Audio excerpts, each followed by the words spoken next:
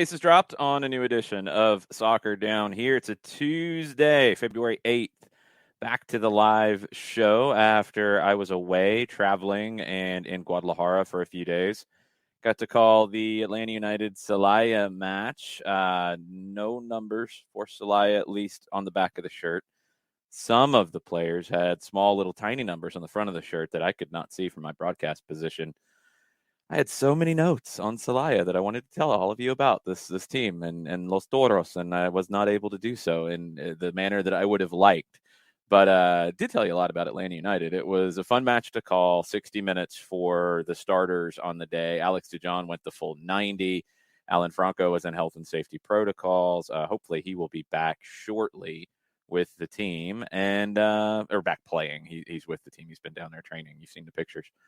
And 2 games coming up on Sunday that we'll be calling remotely. Mike and I will be here in Atlanta, and the crew will be down at the Chivas complex for 2 matches with Chivas and Tepetitlan, another second division team in Mexico.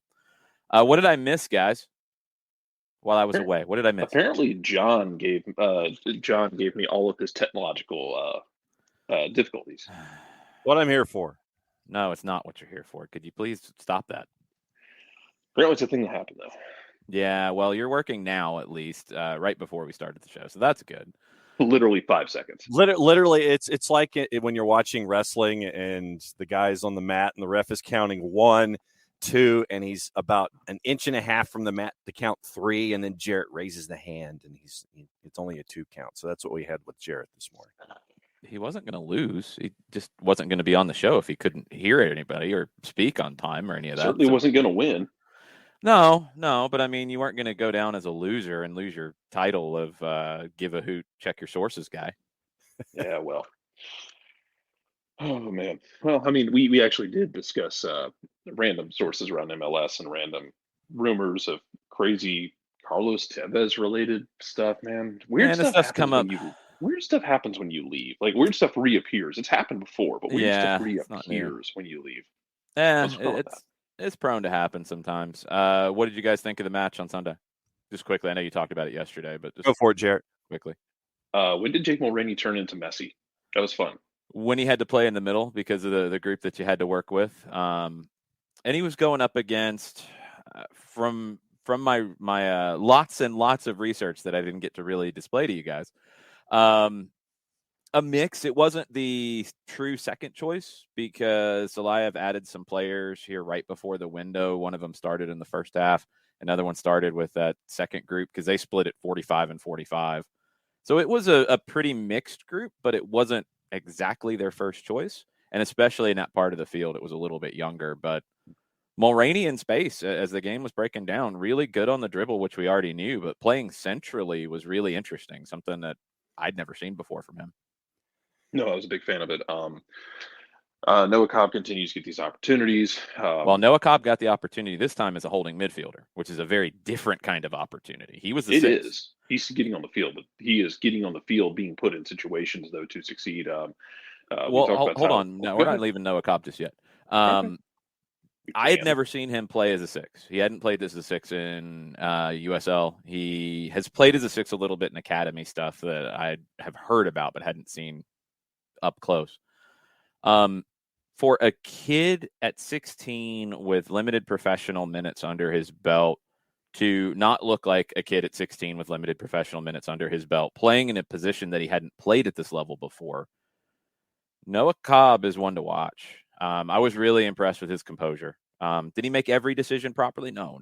He made a couple of mistakes. He was pretty tidy on the ball, but, you want more. Obviously, he's 16. But Noah Cobb impressed me immensely playing in that holding midfield role.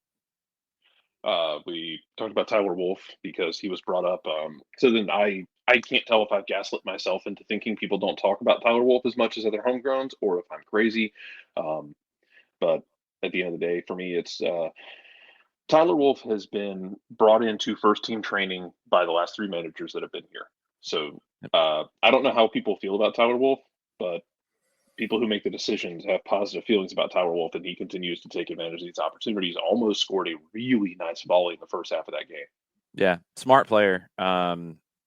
Really, really smart player. One of the the highest soccer IQs out of the younger guys in the team. And on the ball, not great in this one. Not bad, but not great. Off the ball, especially with his pressing, really good. Really good movement off the ball. Tucking inside, I thought he had a good connection with Gutman, making the overlapping or underlapping runs, depending on the situation. I think Wolfe is adding layers to his game. And for the conversation about where he fits, it seems like it's going to be on the wing, and that will increase the wing depth with this group. And he played on both sides. I mean, him and Araujo switched in the second 30, and Wolfe played as an inverted winger in the first portion of it, played over on the left or the right side for him later in his 60 minutes of action. And he looked solid. He's just solid on either side of the field.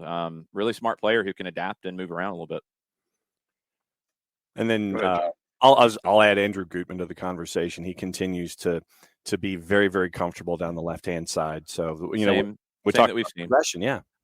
Same that we've seen. Not progression from him. He's been good from day one. Progression in the fact that it went 30 minutes, 45 minutes, 60 minutes in terms of playing time. But he was doing these things in the beginning of the Georgia Storm match. It's the kind of player he is. The progression's probably building connections, and right now it's with Tyler Wolfe. It's good, and Gutman will continue to get better as he plays more with the ball at his feet. I don't think there's any worries about Gutman with the ball because he played for the Red Bulls last year. I don't think he forgot what it looked like, although you play for the Red Bulls, sometimes you might. Good work from him, nearly earning a penalty at one moment. Good work getting into the 18 from him, not just getting to the end line and putting in a cross. It was good to see. I mean, Gutman has just been really good, really steady in this preseason from the beginning. And then one more from me, Mateus Osechu. We had the chance early on with Joseph in that connection where Joseph had the shot that was right on, and then he connects with Araujo also in that first session that stood out to me. So Mateus Osechu, once again, we're getting what we're expecting out of him. Yeah, I mean, look, I look at these things differently in preseason. I'm not getting wrapped up about individual plays because ultimately they don't matter. Guys are going to make a play. Sometimes guys are not going to make a play. Sometimes it's preseason. They're not fit. They're building fitness. It's all about firing on all cylinders on opening day. It's not about playing your best right now. Mateus Osechu, in playing the role that he is playing, he's playing it really well, and he's developed a nice connection with Osvaldo Alonso, who will probably be the starting six when the season starts, because Santiago Sosa is not going to be ready for that, I wouldn't think, if we're following the progression timeline. Sosa has been running, hasn't been playing. He's been involved in some warm-up activities, but he's been running to the side. Emerson Heineman has been, I think, a little more involved, although that's probably not really easy to quantify. I mean, both are not ready yet. It's good to see the connection with Alonso and Osechu. And in this one, Franco Ibarra, I mean, with what Atlanta United had to work with in this game to play three central midfielders in that way, I thought Ibarra, very disruptive as we know he'll be, but also earned 3 fouls in 60 minutes and was good on the ball. That's a bonus. Osechu, we know, is good on the ball. We know what he's going to bring to the possession game. We know what he's going to bring to the passing game. If we don't at this point, I mean, Osechu is going to pass at over 90%. Alonso is going to pass at over 90%. He's done it the last 4 years in MLS. These are guys who aren't going to give away the ball in the passing. Osechu is getting more adventurous, sounds maybe not the right way to put it, but he's getting more involved in progressing the team forward and getting more involved in those moments. And Ibarra was in this one too. And that's not something that I had really factored into his game before. More of a ball winner. That's what he did at Argentinos Juniors. That's what he did mostly last year. So much more confident on the ball this preseason, Franco Ibarra. And that is another big addition. And when you get into competition for playing time, with Emerson Heineman coming back, with Santiago Sosa coming back here soon, it's going to be very, very competitive with that group to play in the middle of the park, because you've got a lot of talented players and they're broadening their games here in preseason. It's not as easy to say, Josetu's the possession guy. Ibada's the ball winning guy. No, they're both overlapping in those areas now, which is really good. I thought the sharpness wasn't there overall. Again, getting back to kind of the way I look at preseason in terms of like big picture stuff rather than individual moments in games, because I'm not going to kill somebody for making a mistake in a preseason game that you're not going to remember in May. Overall, the way the team wanted to play, I thought was good. I think you're starting to see some of the hallmarks of Gonzalo Pineda's game model. Ultra aggressive in winning the ball back. And something that, Jarrett, we talked about a lot last year coming into the Gabriel Heinze era. That was something that was supposed to be a feature of his team, and it wasn't for some reason. I will never understand why it didn't happen. Well, it's here now. And every time Atlanta lost the ball, you saw a concerted, organized effort. It's not just running around like a chicken with your head cut off. It's running around, picking up very specific parts and trying to pinch the field around the ball. Atlanta's going to cause a number of turnovers. They are. There's a lot of structure to the press, and it's seeing somebody like a Wolfe step out and lead the press, or Joseph when he's able to, as everybody's working on their way back to fitness. And then kind of not just seeing like a press, like you're trying to just press everybody at once, but like you're trying to corral it. Corral is the right word, because it's not just step to the guy closest to you. No, like that's a little bit more of Almeida's way of creating chaos. This is not that. This is very structured. Watch the thing I'll tell you to watch in these games coming up on Sunday to kind of understand the press a little bit more. It's not so much when the ball is central, because if you notice, you're not really just chasing the ball. If the ball's central, backs off a little bit.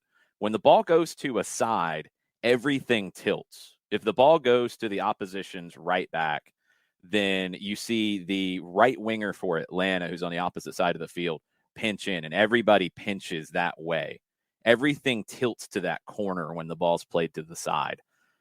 That's only going to get better the more they work on it. And that's been something that Pineda mentioned day one. Day one of preseason, after the Storm match as well, after the Revs match, like the work to win the ball back is one of the main elements they've worked on from day one. And that's a hallmark of it. Other things that are, go ahead, Jared. I think we saw that at times with Tata Martino's press when Atlanta was pressing hard under Tata Martino during the times when they did. It wasn't just, it's not a full-on press. And we've seen other teams do this. It's that element as well of we're going to press it if it's to one side, but we're going to kind of corral the ball to the person we want it to be corralled to. We're going to find that center back who's not good with his feet and get the ball at his feet, then press him and ask him to make a high-level decision in a really tight situation, see if we can force a turnover. Honestly, I'll have to go back and watch some of the early 2017 Tata Martino press, because that was when it was happening. I think a lot of people press errors. Yeah, at Bobby Dodd. I mean, a lot of people talk about Tata Martino and pressing. They dropped off of the press as his time went on. They had to. You had to, but actually, no, I'll disagree with that. I'll disagree with you had to in general. You had to because of what you had to work with. Compare the center backs that you're dealing with now versus then. Parkhurst and Leandro Gonzalez Perez as your two center backs are not as fast as Miles Robinson and Alan Franco or George Campbell. They're just not.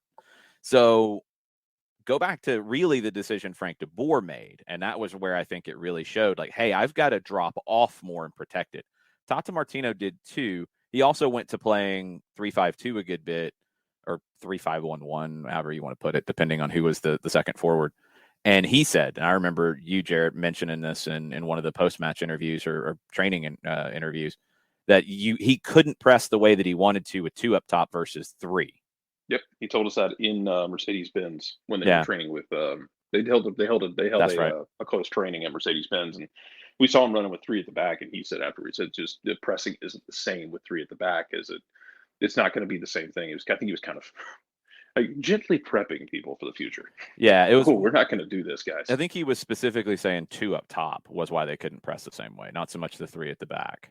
because the press will start from the front. The two can't cover the same ground. I think the difference, we have seen teams around MLS and we see teams worldwide pinch to one side a lot.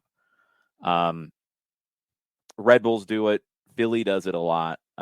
Where what they do is they try to, if the ball moves to your right side, you play to your right back. So if Atlanta's building out, they play to Brooks Lennon on the right or Ronald Hernandez. Then everything from Philly is to keep the ball in that half of the field. They try to cut the field in half vertically. Atlanta didn't do that as much under Martino. It was more about pressing with the three up top and pressing the guys on the ball, but then the second wave winning the ball. It was more about the Carmonas, the Almirones winning the ball centrally, forcing a giveaway. This is a little bit different. It is trying to force giveaways. Don't get me wrong. That's what any press is trying to do, but it's not just based on that. It is about pinching to one side. I do want to see how hard they sell out to pinch to one side as we get into the season.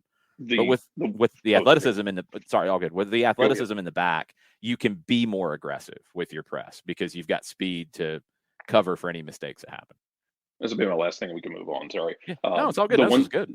The one that comes to mind most efficiently in my head is the game against Columbus in 2017 at Bobby Dodd, where Atlanta, I think, they created 2 goals off turnovers. And both times they kind of filtered things to the attacking left side. And it was Yumil Assad, put $1 in the swear jar, Yumil Assad contributing to turnovers and getting the ball on the foot of somebody who they wanted the ball on the foot of. And, basically laying that trap and Yumil Assad pressing and creating that pressure and creating that turnover. But yeah, I mean, it's not the same every time, but you got in those situations where you were able to corral everything to the right, to the attacking left side, depending right side of the field.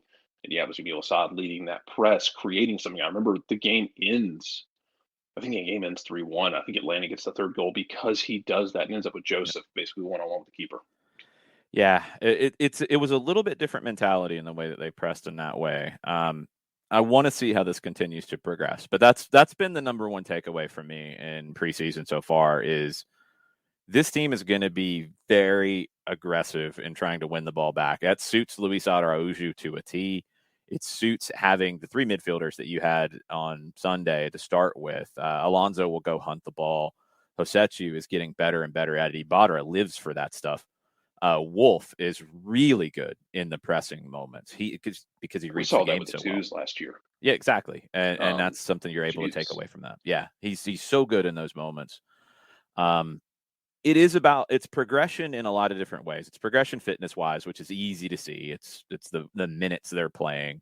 Alex DeJohn busted past that. Man, full credit to him because he was dead at the end of that game. Referee, I think, thought he was time wasting. He wasn't time wasting. He was just dead tired. I saw him walking to the bus. Man, dude was gassed because he went from 30 to 45 to 90 to jump up and play that.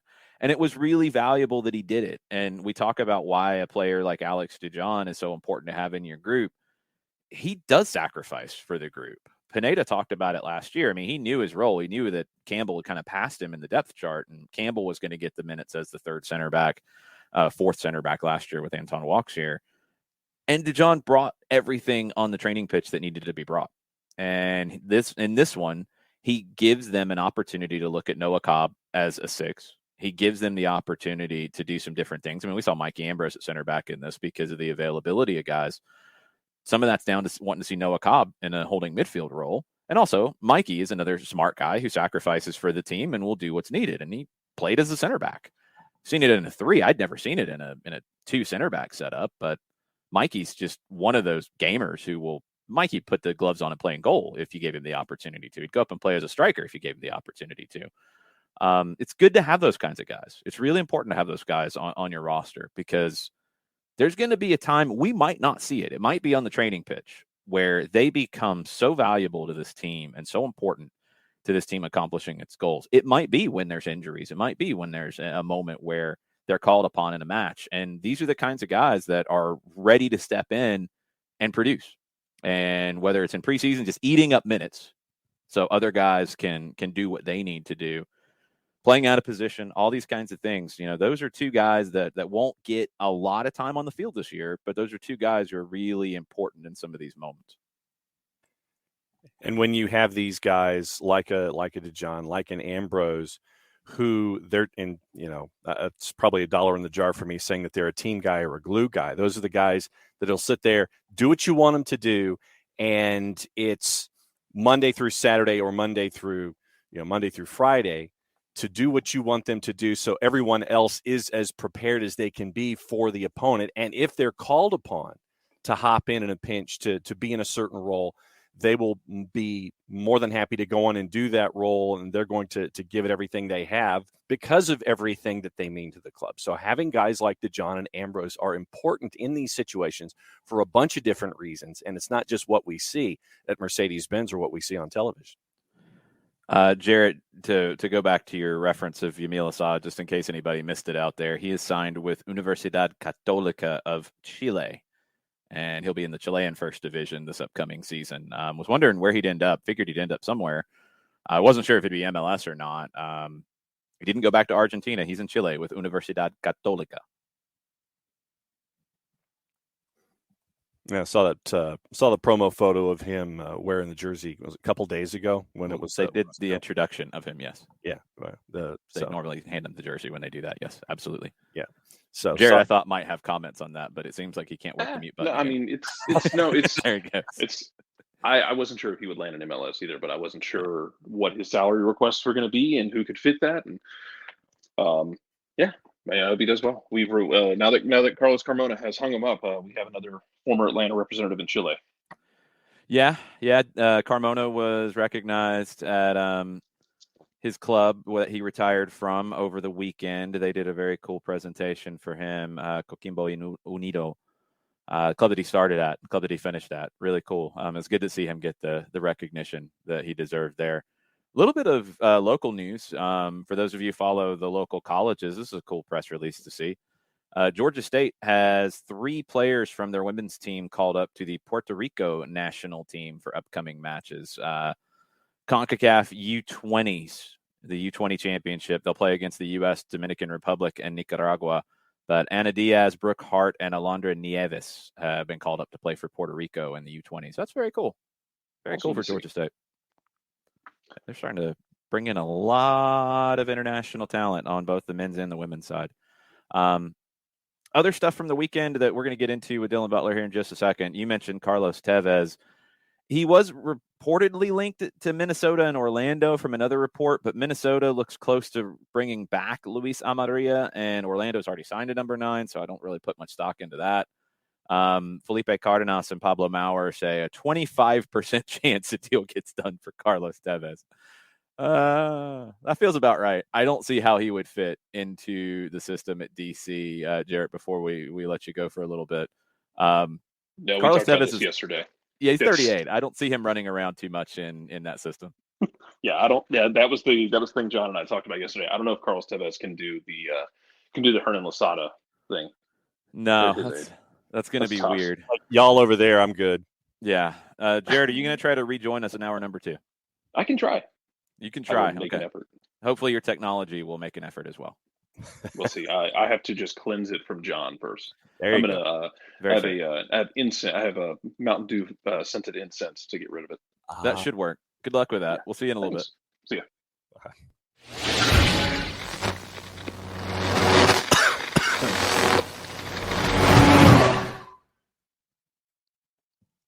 Dylan Butler back with us. What's up, Dylan? How are you? Good. I'm not sure I could top Mountain Dew scented incense? Yeah, John, if you didn't know, is obsessed with the Dew. He's a big Mountain Dew fan, so all right. He's drinking it out of an Auburn cup today. It's probably warm, which is really disgusting, but you know. Well, okay, so here's the thought behind that. No, it's still disgusting, John, but you have a thought behind it. That's cool. Here's the thought behind it, though. Fine. What they always have told us ever since, broadcast school or J school, when it comes to an on-air presentation, is that if you drink colder liquids, it constricts your vocal cords and they won't be at 100% for your broadcast. So you always see folks drinking hot tea and those kinds of things. And so I've adapted that to where I can still have my favorite beverage, but it is much like you with your favorite beverage there this morning. You are incorrect, sir. Incorrect. I've got the Materva Yeah. Yerba mate soda. Sure. Not the Red Bull this morning. Wow. So nice try, though. All right. I said favorite beverage. I wasn't making a Red Bull assumption. We have the Red Bull guy here, Dylan from Jersey. So come on. But Dylan busts out the morning. I imagine it's the morning Java. It is not a morning. Yeah, I got my. I don't know if you can see it here. I got my Be a Goldfish. There you go. Ah, very nice. Well done. Yeah. But just the rationale behind drinking something gross is to make sure that my vocal cords are completely open for the entire show. That's all. It's a good sacrifice you're making. Sure. Appreciated. Sure, yeah. Quoting I'll go with Dylan that. Butler, good sacrifice you're making. I'll go with that. Let's get caught up on some of the news around the league, Dylan. Toronto has been linked to Belotti and all these other guys. They end up signing Jesus Jimenez out of the Polish First Division, Spanish forward. Not quite Belotti, not quite some of the other guys we thought. There's also reports that they're going to lose Alvaro de Santos in Brazil. Are they going to have a back line at the start of the season, or are they going to make it up? That's a great question. It's interesting times for them, right? And obviously too, with Arrow, those windows, right, are still open, right? So it's not like the European one that's closed where you could be like, we're good.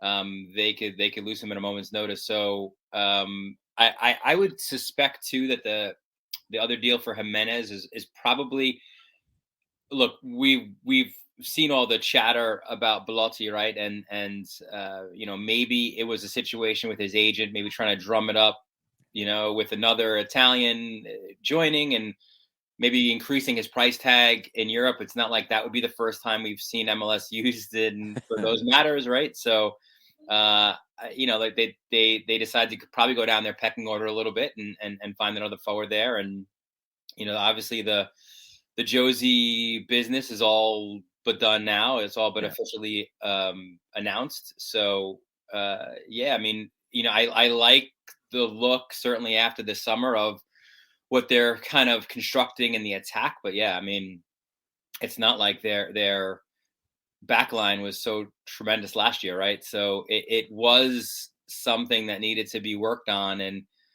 it sounds like it's still a work in progress. Yeah, Salcedo's a good addition, but the flanks, with no Larrea, no Alvaro, Kamar Lawrence was linked to be on the way out at one point. He hasn't been moved yet. I don't know. We'll just have to see what this thing turns into. But yeah, if you had added Belotti, you would have had to move Pozuelo.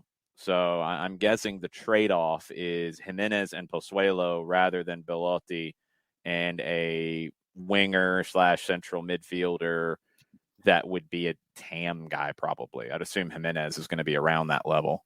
Yeah.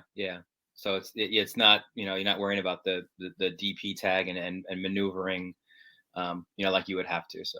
Yeah, makes sense. They did lose out on Sebastian Giovinco as well because they couldn't get the top spot in the allocation order, or they couldn't come to an agreement with Giovinco. He's going to Sampdoria doing his medical this morning. Yeah. Another one too where I would suspect certainly financially he'll do better at Sampdoria, right? So I think I do believe I don't know if I'd say his heart, right? But certainly he had a great time in Toronto. It's funny. I'm kind of happy that this didn't come to fruition because it's kind of like so many movies, right? Like the Giovinco Part 1 was amazing, right? And like it just took us all for a great ride, and it was a fantastic theater. And then a couple years later, I don't know if Giovinco Part 2 or so this would have been Caddyshack 2 in your mind if Giovinco heads back. Yeah, 100%. Yeah, Caddyshack, the original. One of the greatest movies of all time. Caddyshack 2, not so much. Slapshot, great movie. Slapshot 2 didn't. Ooh. Yeah. No. Right. Wow. So. No. Smokey and the Bandit 2. No, none of these. I think only maybe like Rocky, Star Wars. I think they hold up, but not most movies. No. Godfather 2, fantastic. Yeah. 3, not so much, but kind of going off rails here a little bit. So now that we come to the conclusion that Toronto FC is going to play a 2-1-7, I guess. Josie Altidore, who is now, I guess, still negotiating with the Revs, and it looks like he's heading to pair up with Bruce Arena. I guess if we assume that this is going to go down, the 3-year deal that is being talked about, how do you see Josie and the Revs as a marriage? Yeah, so it's an interesting one. It's I think initially, it's maybe a rotation of guys up there with Buxa and Bo, and I fully expect Buxa to be out in the summer. Yeah. So now you're sort of figuring out like, all right, well, Buxa goes in the summer. If Josie is healthy and in form, maybe now he takes that starting role, and then you could just get someone in behind him. So in a way, he's sort of like a more expensive, better Teal Bunbury sort of guy right now for them. Yeah. But a guy, I think it's a good gamble if he does regain his form, right? Because I feel like Josie, even if he's not at his best, even if it's like 80% Josie, is so good, right? And it's funny, people kind of think, oh, he's old. He's really not, Right. He's just been banged up so long, and he's been playing like he was in a league at 16. So we've just seen a lot of him over the years. But that's another kind of interesting storyline, right? Like the Bruce Arena reunion tour out in New England, right? Like he's getting all his boys together for one last shot at it. It seems like. Yeah, he does that everywhere he goes. And look, I mean, it's something that a lot of managers have. They have their guys that they trust. Yeah. And guys managers that are around for a long time have that core that when they end up in a new spot or one of those guys becomes available after they'd moved on, you try to bring them back because they get it. They know how that manager wants to work. The manager trusts them. I mean, Josie, for what we saw at the end in Toronto, he's going to go to a manager in Bruce Arena who knows him inside and out, knows exactly how to get the best out of him, and is going to set him up for success. Yeah, no, exactly. And look, if it doesn't work, then it's not that big of a deal, right? No. And if it works, I think it's a great piece of business for them as well, right? And it's maybe a luxury depth piece early on. And remember too, they're a team as well that has CCL aspirations, right? So depth is going to be very important for them. So maybe even early on, he's a 30-minute guy off the bench, and then you get his fitness up, and it's not like Buxa hasn't been injured and Bo hasn't been injured, right? So it's important to have that guy. I feel like when I was looking at them before this deal came about, I was like, they haven't really replaced Teal Bunbury, right? And like that guy is an important piece because of one, his flexibility. He could play out wide, he could play as a number 9, but also just because there's no depth now at forward, and obviously they kind of addressed that in a big way. I want to ask you about New York City and their designated player signing yesterday, Thiago Martins.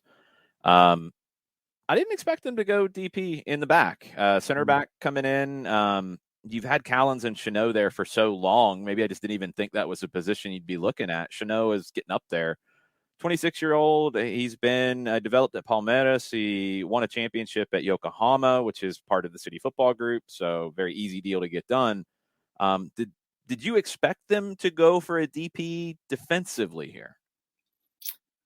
I didn't. That said, a few thoughts sort of crossed my mind when I saw this. One, they're clearly looking to sign all the Thiagos, right? Like they're just, of course, filling the entire roster full of Thiagos. I was in an Uber headed to the airport in Guadalajara yesterday morning when this was published, and I'm like, they already have Thiago. What? Oh, it's a different Thiago. And then my other thought was I tell you, man, City Football Group or NYCFC, obviously it's kind of one and the same. They do their business, man, like in the dead of night. Like no one even saw this coming. There were no sort of like, transfer rumors, and it just got done. Probably because it is within their family. Yeah. And they did their due diligence there. So they knew the player that was there and sort of how he could fit into NYCFC. I like it a lot because I think, you mentioned it before, right? Chanot is getting up there in age. And I think you could do either two things here. You could play with 3 in the back and have a really solid 3, right? And then build from there and attack. Or again, right? Like maybe now Chanot is a bit of a depth piece for you. And once again, they're a team probably, maybe we'll go more in depth on TCL next week, but they're probably a team that when you look at the roster and everything that's kind of happened, you would argue, and again, right, like we're setting ourselves up for failure, it feels like, but you could argue that they have the best chance of the teams currently in there for MLS of finally, breaking through and winning a title. Agree. NYC and Seattle are the 2 teams that I think have the best shot out of MLS. Let me go to the Central Time Zone and ask about Chicago Fire and the idea of Xherdan Shaqiri coming in. You have another high-priced transaction possibly coming in as Chicago continues their makeover. It's this could be they could be a TLC show. I mean, with all the makeovers that they're having in Chicago, you wouldn't have the lack of content. But what do you think about the idea of Shaqiri in Chicago, where it looks like they might be dropping 7.5 to bring him in? Yeah. So my first thought, and admittedly, I'm going to go back. My first thought was a similar one to like when Orlando signed Nani, and I was like, "Nah, come on, this is not happening. It's not going to work." But then you start to dive a little bit deeper into Shaqiri and where he's played and how he's playing and his age. And, he would come into the league certainly younger than Nani, and still, I think, an effective player, right? So I'm still a little bit leery, but I'm more on the side of the fence of really liking this deal and certainly the ambition, right, of an owner that's, we've joked in previous shows about all the sort of pieces around the technical side that's been improved with Chicago, and now they're finally attacking it, right? They're getting right into the meat of it. I think this could be a great move. It'll be interesting sort of where he would be positioned, right, on the field. But yeah, look, an attacking piece on a you mentioned, right, a rebuilt team. I kind of like the move, right? I think it could be it could potentially be one of the best moves in MLS this year. It feels like a high risk, high reward move. It's one of those that, and I would have put Nani in the same classification, and it was a reward. I think the question would have been for Orlando when they signed Nani, did they expect him to lead them to a championship or just be really good? I'd probably have the same thing for Chicago, because if you're investing this much in one player, in Shaqiri, and we've seen his quality at different points in his career, is this a, hey, we're spending money now kind of move, look at us? Or is this a move where, we think he's going to lead us to things. We think he's going to win things here. You would hope it would be the second of those. I would hope so. Yeah, I would hope so. But I don't know. I moves like this, I do kind of just wonder about, because you always wonder about guys like this who've been at the top, who have done really well, coming from Europe as opposed to coming from South America. It's been more hit or miss on those guys hitting. We've seen hits and we've seen misses. Yeah, for sure. And Chicago's just a team that is, kind of finding their way now. I do like the ambition. I do like the move. I like the amount they're spending on it here. That's something we haven't really seen out of Chicago enough over time. But is this a good spend of that amount of money?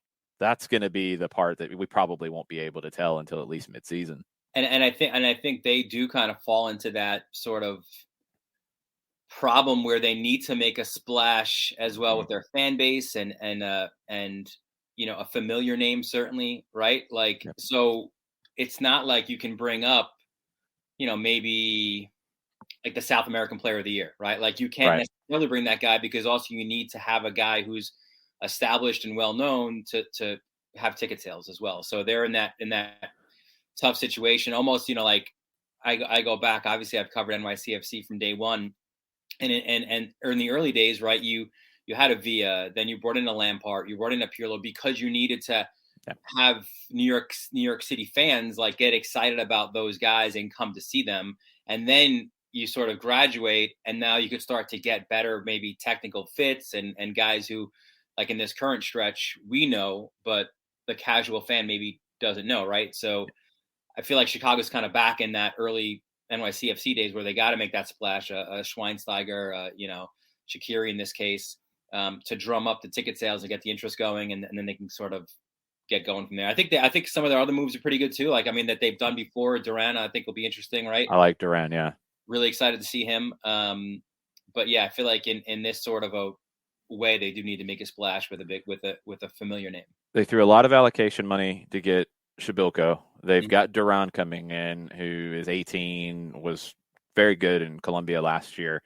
Adding Shaqiri, they're kind of hitting all those different aspects of it. But the Shaqiri one feels a lot like, on a lower scale, Wayne Rooney to DC for me, where it's, they were moving into Audi Field. They needed a splash. They needed to be relevant. This is not as big of a splash, but it's a splash in terms of how much they're spending on it.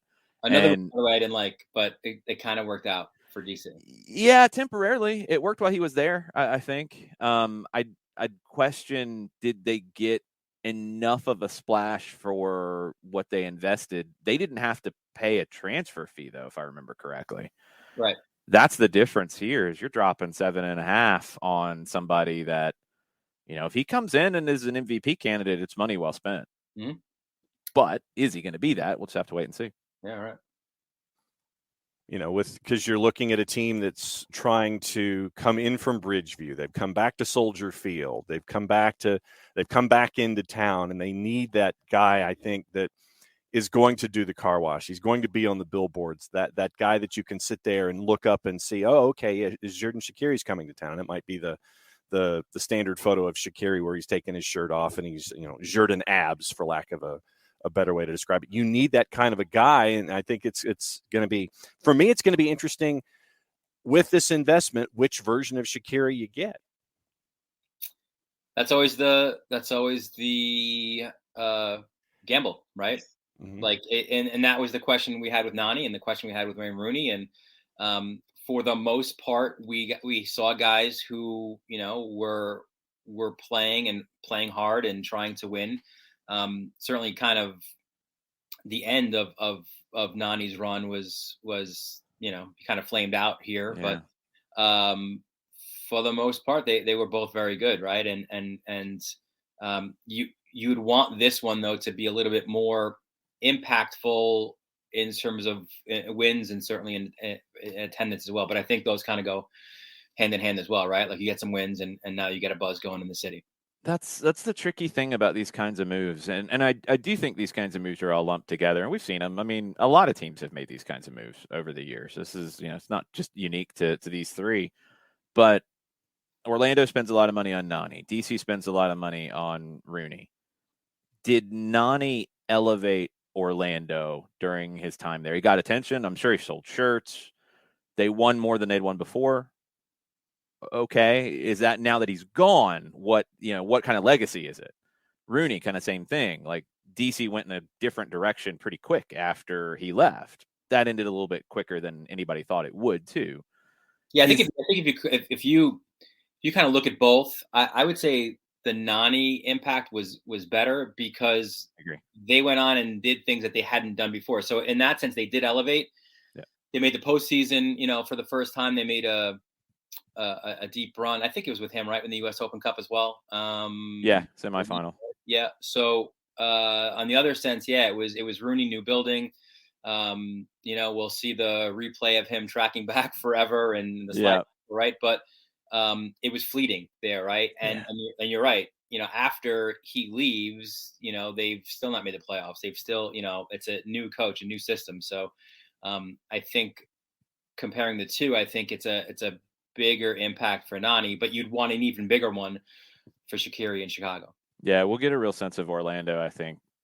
Was it a springboard? Adding Facundo Torres and the moves they made for this year, are they in a different place than they were when he arrived? Potentially, yeah. I think very much potentially.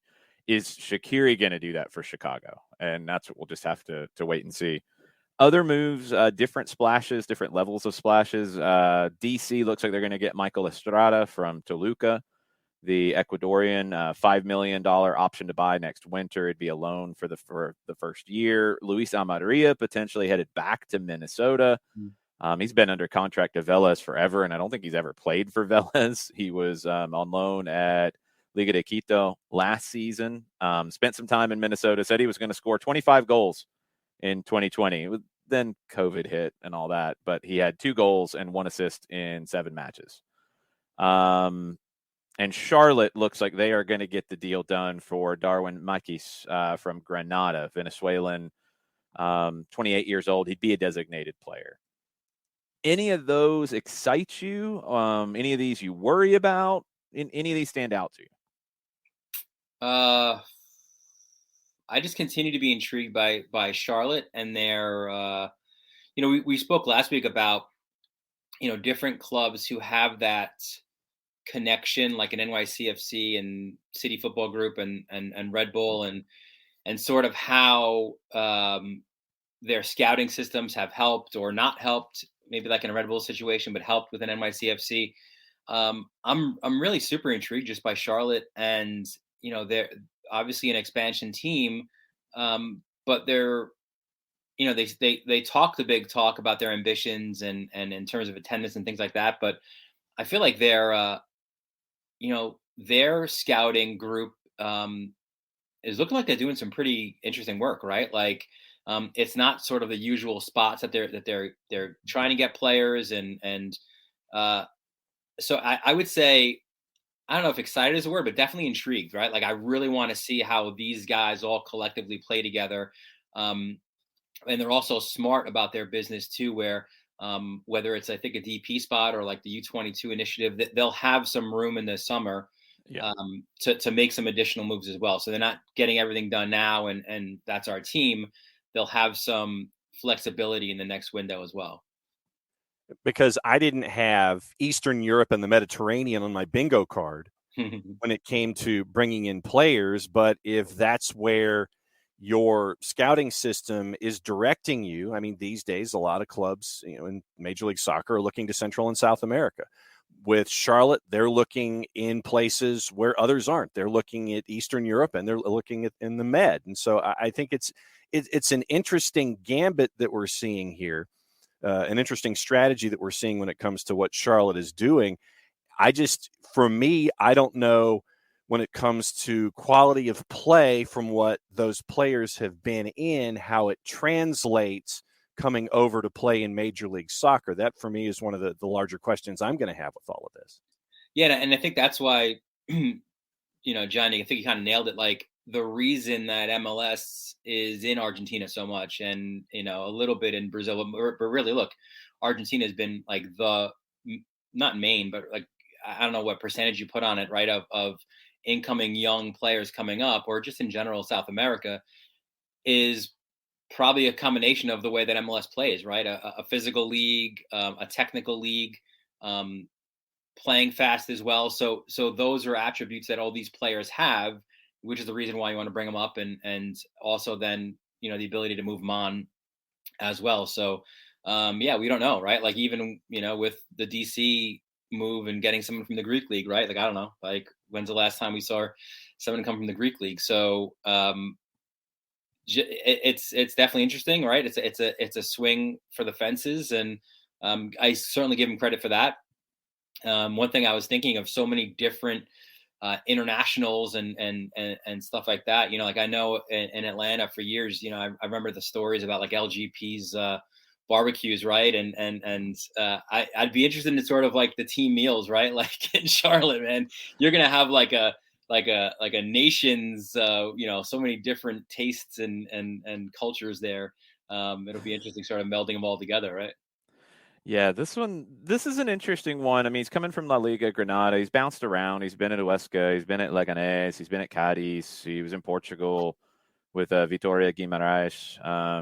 Spent some time with Udinese. He's been at Granada the longest, 145 games in all competitions. He's 28. It's $6 million is what it looks like it's going to be. how does everything fit together? Look, I have a ton of respect for Miguel Angel Ramirez as a manager, and if anybody can make it fit, he can. And maybe they're looking in some different places because of his game model and what he wants specifically. Got to get him in. Got to get him in like now is going to be the thing, because however long it then takes more time to build that chemistry with a new group. And that's the hardest element, I think, of expansion teams, is getting their business done early enough that they get everybody there at the beginning of preseason and can hit the ground running. I think we saw, go back to 2017, we saw Atlanta pretty much be fully formed by early February, and Minnesota was nowhere near that. And when they played second week, you saw what happened. Yeah, sure. We saw LAFC be pretty much fully formed straight out of the gates, and they hit the ground running in 2018. Other teams have not been, or they saved spots, or they were slow to do business, and it hurt them early. I think it could hurt Charlotte early with bringing some of these guys in very late. And I'm with you. I think the summer window is where they'll make a real splash. I think they'll have the opportunity to see what they need at that point and go out and spend the money and get it. Yeah, sure. No, I agree. But when we kind of eyeball, intriguing storylines and intriguing, they're right there, man. Like, absolutely, it's always interesting to see the expansion team, but we want to see how they look on the field. We want to see how Bank of America Stadium, fills out, and certainly exciting times down your neck of the woods. Yeah, the stadium will be full. They did a walkthrough yesterday, I think, for season ticket holders. A lot of pictures. They've done a lot of upgrades to the stadium in general, but summer soccer specific. Looks great. I mean, I think opening night will be special for them against LA Galaxy, their first home game anyway. They'll be on the road week 1. Yeah. Atlanta's first trip up there will be special. I think it'll be the question of how long does Ramirez need to get where he wants to get on the field? And then what is the reaction in Charlotte from the fan base, I think from the local media, if it takes a little minute, if it takes a little bit of time to get there where the results are coming. And it's new, so we'll just have to kind of wait and see. But they will be a fascinating story this season. I want to touch on Minnesota with you before we let you go, with Amaria going there. Minnesota going from a Western Conference final to barely getting in last year, now going back to a guy they had before and didn't keep. What are your expectations for the Loons this year? I think, I don't know if it's fair to say, right? But I think when you maybe talk potential hot seats at the start of the season, I think Adrian Heath's got to be right there, because as you said, right, like they built and built and built, and they were so close a couple of years ago. Now you fall backwards. And I've not loved some of the moves they've made, right? Like you said, here's a situation, talk about a gamble, right? Like you go back to a guy who didn't deliver, yes, as you mentioned, right? COVID year and everything that kind of comes with it. But you're really taking a gamble here to say, you know what, we think that was just a one-off for him. He will deliver in a big way. He's going to have to, I think, for them to be successful. They're a team that was getting older. Some of their moves now, they've gotten a little bit younger, but I've said it before too, even like with a Mason Toy, right? Like Heath doesn't seem to be that youth manager guy, right? Like he wants these experienced internationals and guys who will play every 4 days, and he stays with that roster if they win. That's not necessarily the recipe, I think, for success here. So they're another team that you want to keep an eye out for. But I think if they start off like, I don't know, winless in their first 5, I think you might have a move there at the managerial spot. Yeah, I'm with you on hot seat. I think he's probably on the hottest seat coming into the year. And I don't know, it maybe feels like the end of, I don't know if era is the right word for it, because, how's it going to go down in history here? But feels like maybe they're scrambling a bit just to stay above water at the moment. The Amaria move feels kind of like that. And Nashville kind of coming over on that side, doesn't it? Yeah. Right? Does not help. It's going to be competitive, like who comes into the playoffs out of the West with Nashville coming in, and you would expect they take a spot. You already had the LA teams missing out last year. They're not going to want to miss 2 years in a row. So it gets really Seattle, tricky. Portland, Vancouver made it Yeah. last year. Sporting Kansas City, right? Like Kansas City with no Polito this year. Can they stay where they were? RSL, with different expectations now. Like yeah. the West is going to be a dogfight, and Minnesota might be the one who ends up on the outside looking in. What's your week look like, Dylan? What are you working on? What can you tease for us? Just kind of prepping a little bit CCL wise, right? Like we'll do a deeper dive, I'm sure, next week, right? Because next Tuesday will be match night. Right? Like our first match night of the season. How crazy that will be. So I feel like there's nothing like Concacaf. And then especially I think it gets ramped up when it's Concacaf Champions League, right? So it's expect the unexpected. Expect the heartbreak, the excitement, all of it. Right, it comes with the Champions League. So we'll start kind of looking into that, and that should be a lot of fun for next week as well. Yeah, looking forward to it. Dylan, thanks for the time today. We really appreciate it. All right, boys. Be good. Make sure you're following him, Dylan_Butler, on your social media platforms. John, you've got to tell everybody about our good friends over at Eliminize right now. If you're looking for odor-free, clean, fresh air, one place that you need to go. QR code over my left shoulder for those of you watching on Twitch. Eliminize service is the place to be. For deodorizing enclosed spaces like houses, apartments, and condos, they've created a customized solution that eliminizes all organic odors, including pets, cigarettes, and food. Realtors and property managers use Eliminize service to eliminate bad odors to help them sell or rent those homes that much faster. It's a turnkey process that makes it easy to work with realtors and property managers, kind of the environment.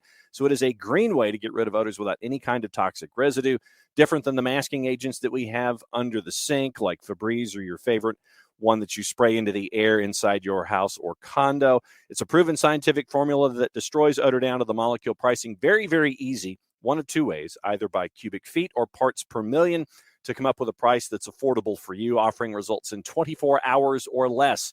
If you have any kind of question, frequently asked or otherwise, go to their website and they can help you out. It's eliminize.com/Atlanta. The /Atlanta part is key, so they know what part of the world you're reaching out from. Eliminize, ELIMINIZE.com/Atlanta. Once again, /Atlanta, so they know that you're reaching out from the SDH footprint for odor-free, clean, fresh air. It's Eliminize service, proud sponsors of everything SDH. Nicely done. We might see our Eliminize friends again here very soon at one of our upcoming live shows. Might have a live show announcement here very soon for you related to one of the remaining Atlanta United preseason games, and I'll let y'all do the math and figure that out and which one it can be and where it could be and all that stuff. We'll have that for you soon. Tonight on the network, we will have high school soccer. What we got? Give me the matchup. Central Carroll drives in from the Western Frontier to take on Maynard Jackson in Glenwood Park. It is 5:55 and 7:55, your start times on the network. On the girls' side, a very young Central Carroll squad, only 4 returning starters coming back to take on a 2-1 Maynard Jackson side, and also on the boys' side. The boys' side one definitely going to be interesting. The history of Mike Towson, his program, his history here in the state of Georgia starts all the way back at Hart County, and he has brought the Central Carroll program up to where he's trying to get recognized on the state level. And Maynard Jackson as well, first-year head coach that is a friend of yours that you know very, very well. You guys can go back a ways there. So the boys' matchup's going to be good. Very young Central Carroll side on the girls' side, taking on Maynard Jackson at 5:55. 5:55 and 7:55, Central Carroll visiting the Jags of Maynard Jackson High here on the SDH Network. Yeah, Hemal Patel, who's been at North Atlanta in the past, is now at Maynard Jackson, longtime supporter of Soccer in the Streets. So very, very cool. Be good to catch up with him. Be good to catch up with some high school soccer tonight. You can listen to all that on the app. You can listen on soccerdownhere.net as well. You can go back and listen to it later if you want. And we'll be capturing it from field side at Maynard Jackson High School this evening. Other preseason games from the weekend, and we talked about Concacaf Champions League with Dylan. New England, not a good lead into Concacaf Champions League. And when you talk about progression with preseason, these teams are having to ramp it up faster than the teams that are not in CCL. New England lost 4-0 at LA to the Galaxy at Dignity Health Sports Park. Not a great performance there. Not a lot you could take away from it from a positive for Bruce Arena. See how much you can take away as a positive for the LA Galaxy in the long run. But New England does get a very favorable CCL matchup with Cavalli of Haiti, and they'll get both games in Foxborough, which is weird. But anyway, they should be okay. But maybe some alarm bells. Colorado lost 3-2 to Houston. Coco Carrasquilla scored in stoppage time in Tucson, where that match was played. Rapids got a goal from Diego Rubio and one from a 17-year-old who's gotten some European interest already, Dantuma Torre. Dynamo goals were scored by Sebastian Ferreira, their new designated player signing, and a 15-year-old Andre Guitao. NYC was in Mexico playing a Liga de Expansión side, second division, Cancun, and beat them 7-1. Tati Castellanos hat trick off the bench. Santiago Rodriguez, 2 first-half goals. Tyler Magno also scored in the first half alongside Eber. And Montreal, who qualified via the Canadian Championship, they beat Inter Miami 2-1. 2 goals from Ivy Brisma, third-round pick out of NC State. These guys out of college who are trying to earn contracts, well, if you're a forward, that's how you do it. You score a couple goals in preseason, you might get a contract waiting for you at the end of it. Vancouver, not in CCL, they came from behind and got a 2-2 draw against Tijuana in their first preseason match of the year. That was played in San Diego. Leonard Owusu scored Ryan Gauld with the corner kick there, and Eric Godoy had an own goal that gave Tijuana the 2-1 lead. Vancouver equalized 78th minute to Sant Ricketts, who feels like he's been around forever. Veteran striker gets the goal off of a rebound, 78th minute. They get their 2-2 draw. Preseason's always a weird thing to draw a lot of conclusions from. We talked about it in the first 30 minutes. Some conclusions, some things we're taking away from Atlanta's match against Celaya. A couple of things just that I'm trying to think of what I saw and what stood out to me. Originally, it was going to be 4 30-minute periods. It became 3 with Alan Franco out with what Atlanta had to do at center back in this one in that second 30. They really didn't want to push it more than 30 more. So they dialed that back just a little bit. I talked about it on the broadcast, and Sandy McAfee wrote about it on atlutd.com. The training session the day before and the little knockout game they do at the end, I think a lot of people who have played or coached kind of have their own versions of knockout. It's something players love to do. It's a lot of fun. It was fun to watch. And Jackson Conway ended up winning it, talking a lot of trash at the end of it, which was good. Love to see the confidence from Jackson. He had a good opportunity that forced a big save in the second half, or in the final 30 minutes of this, maybe the better way to put it. Mikey Ambrose stood out in that as well, which, man, I hyped him up on his free kick. I'm disappointed with Mikey. I'm going to have to talk to him about this because he is just a master with his left foot. I think he had a goal from 40 yards that was redirected or attempted to be redirected by Eric Centeno, and he took the heat off of it. But Mikey ripped one in the match on Sunday from distance, and I could just see him lining it up the whole way. Mikey's got such a great left foot, and he doesn't get enough credit for it. I thought Caleb Wiley was really good in the final 30. I thought he was really good defensively. Had a couple of big stops defensively, and that's something that's always the challenge when you're going up a level and you're a teenager is, can you defend, these professional players from the second division in Mexico? And I'm not sure exactly who was on his side because, again, numbers were not really a thing for Celaya, which was very disappointing. My sheet of notes that I did not get to use. See if I can hold it up and let's see if we can any of it here. I mean, well, you didn't get to see all of it. You didn't get to hear much of it because I had all of that. That was the starting lineup and all these notes. I mean, you could see a lot of writing. And I had my other sheet of the stickers of guys who were going to come in with a lot of writing, a lot of time spent. Yep. And I was able to, and you probably noticed it if you were paying attention to this on the call, I knew the Goalkeepers, that was easy. I knew the left back and right back with the first group because they were regular starters in those positions. I knew the left winger and right winger because one of them was a regular starter. One of them was brand new, 19-year-old from Paraguay that they signed. I knew who the forward was, but when they would interchange and stuff, it was a little hard to tell. Center backs were easy to sort out who the two were to start because one of them was 25 and one of them was 38. Yes. And you could tell one looked older, one didn't. I hope I got that right. Sorry, Noah Tepete, if I messed that one up on you. I thought you were the younger looking guy. Leobardo Lopez is 38. He played for Pachuca when they won the Copa Sudamericana. A guy with over 300 games in Liga MX. Really one of their centerpieces. And this is a club in Celaya that is trying to get to the first division when they bring promotion back. They're kind of building for that.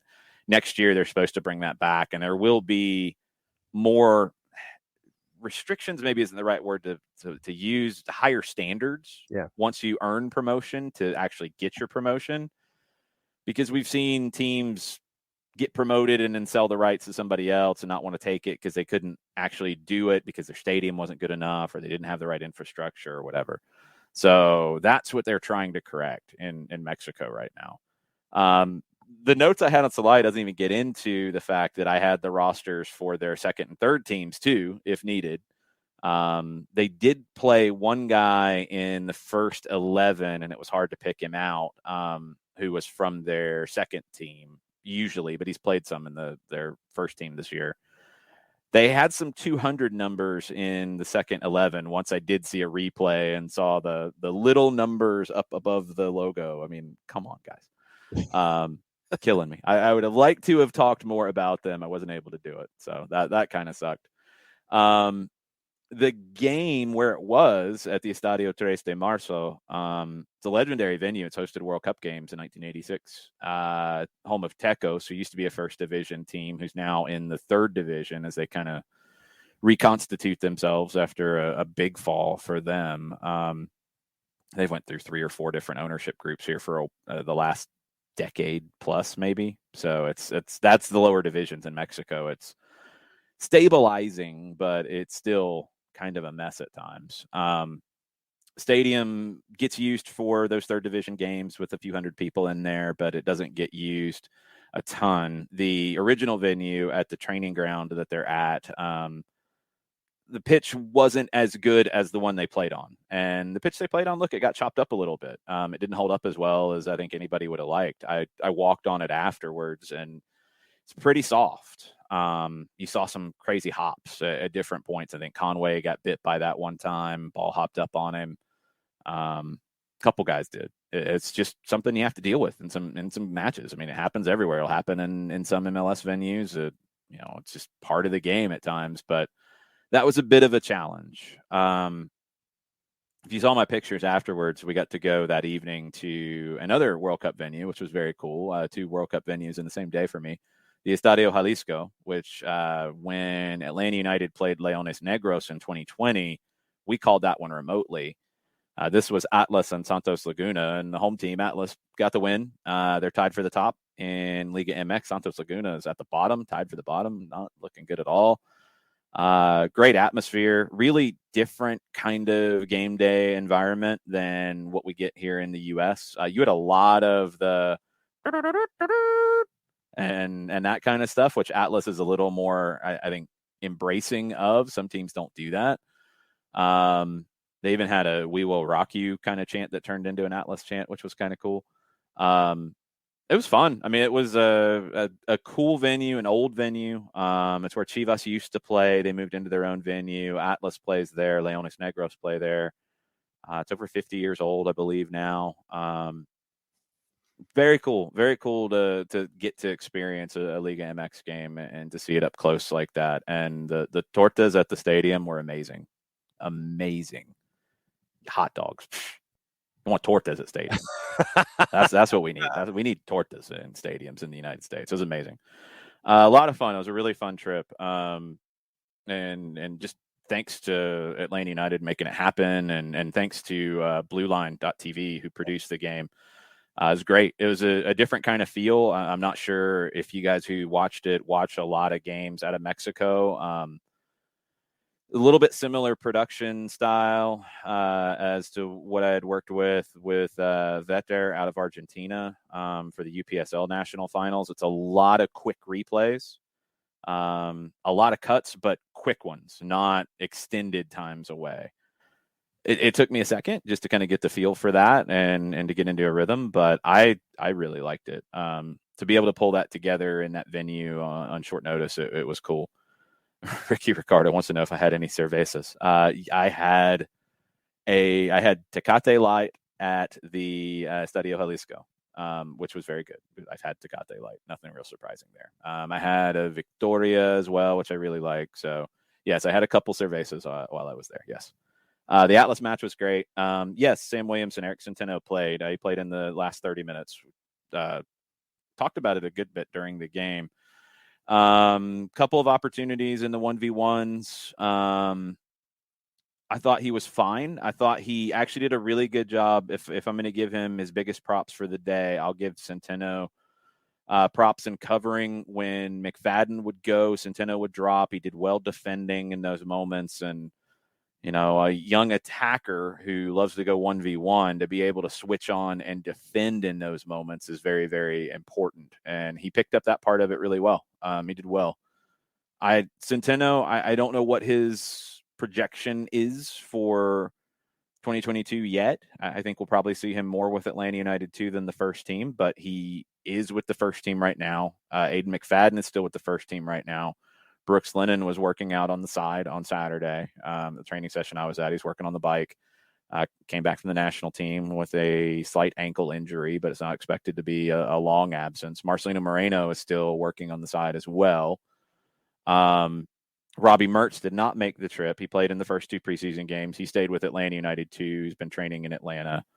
Daniel Bloyu and Tola Shawunmi did not make the trip. They are still in Atlanta. Noah Cobb made the trip. Obviously, we talked about him at the beginning of the show. He was the only academy player who made the trip. All four goalkeepers were there. That was one of the things I liked most about training was getting to watch the goalkeepers work up close. And they were in the goal kind of right in front of where I was hanging out for the first part of the session. And, you know, it's work that I've seen goalkeepers do. It's just good, solid early season work with, you know, movement, with hand position, quick reactions. Brad Gazan, Bobby Shuttleworth, Justin Garza, Dylan Castanera, all of them are there. And the one thing that I noticed out of it, well, a couple of things I noticed out of it, Bobby Shuttleworth's reaction time is one of the best I've ever seen up close. Just so quick with his hands. Really good at covering his post. Really good reactions with his hands. Not giving up cheap rebounds, stuff like that. That was really impressive to see up close. Garces, as the youngest one, got better as the training session went on. You could just see him pick things up really quick. And also, it was great to see Brad Gazan go over, you know, every little break in between the activities, kind of go over, put an arm around him, talk to him. Those kinds of moments, that's important from your captain. It's important from your senior goalkeeper to give the new guy that kind of rub. That's really important. That was cool. That was one of the best things about being there for that training session, was seeing that. It's a day before a game, so it wasn't a heavy training session. Some tactical work, some of the pressing ways and things they wanted to work on there. They worked on some set pieces, but more of the tactics were more like kind of walk through stuff and where you were going to go, because they wanted their energy. And also, it wasn't tactics designed for Celaya. You know, it was tactics that were more general against a team that you don't know very well. Like, they weren't going to spend time game planning in a preseason game for Celaya. You don't do that. That's a waste of time. So maybe the other element of that you don't get to see on a regular basis is how, I think, vocal and how instructive Gonzalo Pineda is in these sessions. one, just having somebody who can bounce back and forth between English and Spanish so quickly and so fluently is amazing. For, you don't have anybody like check out while they're waiting on a translation. It's just super fast and quick. Very thorough, and thorough without taking a whole bunch of time either. It was very thorough in the things that he wanted players to understand and to do,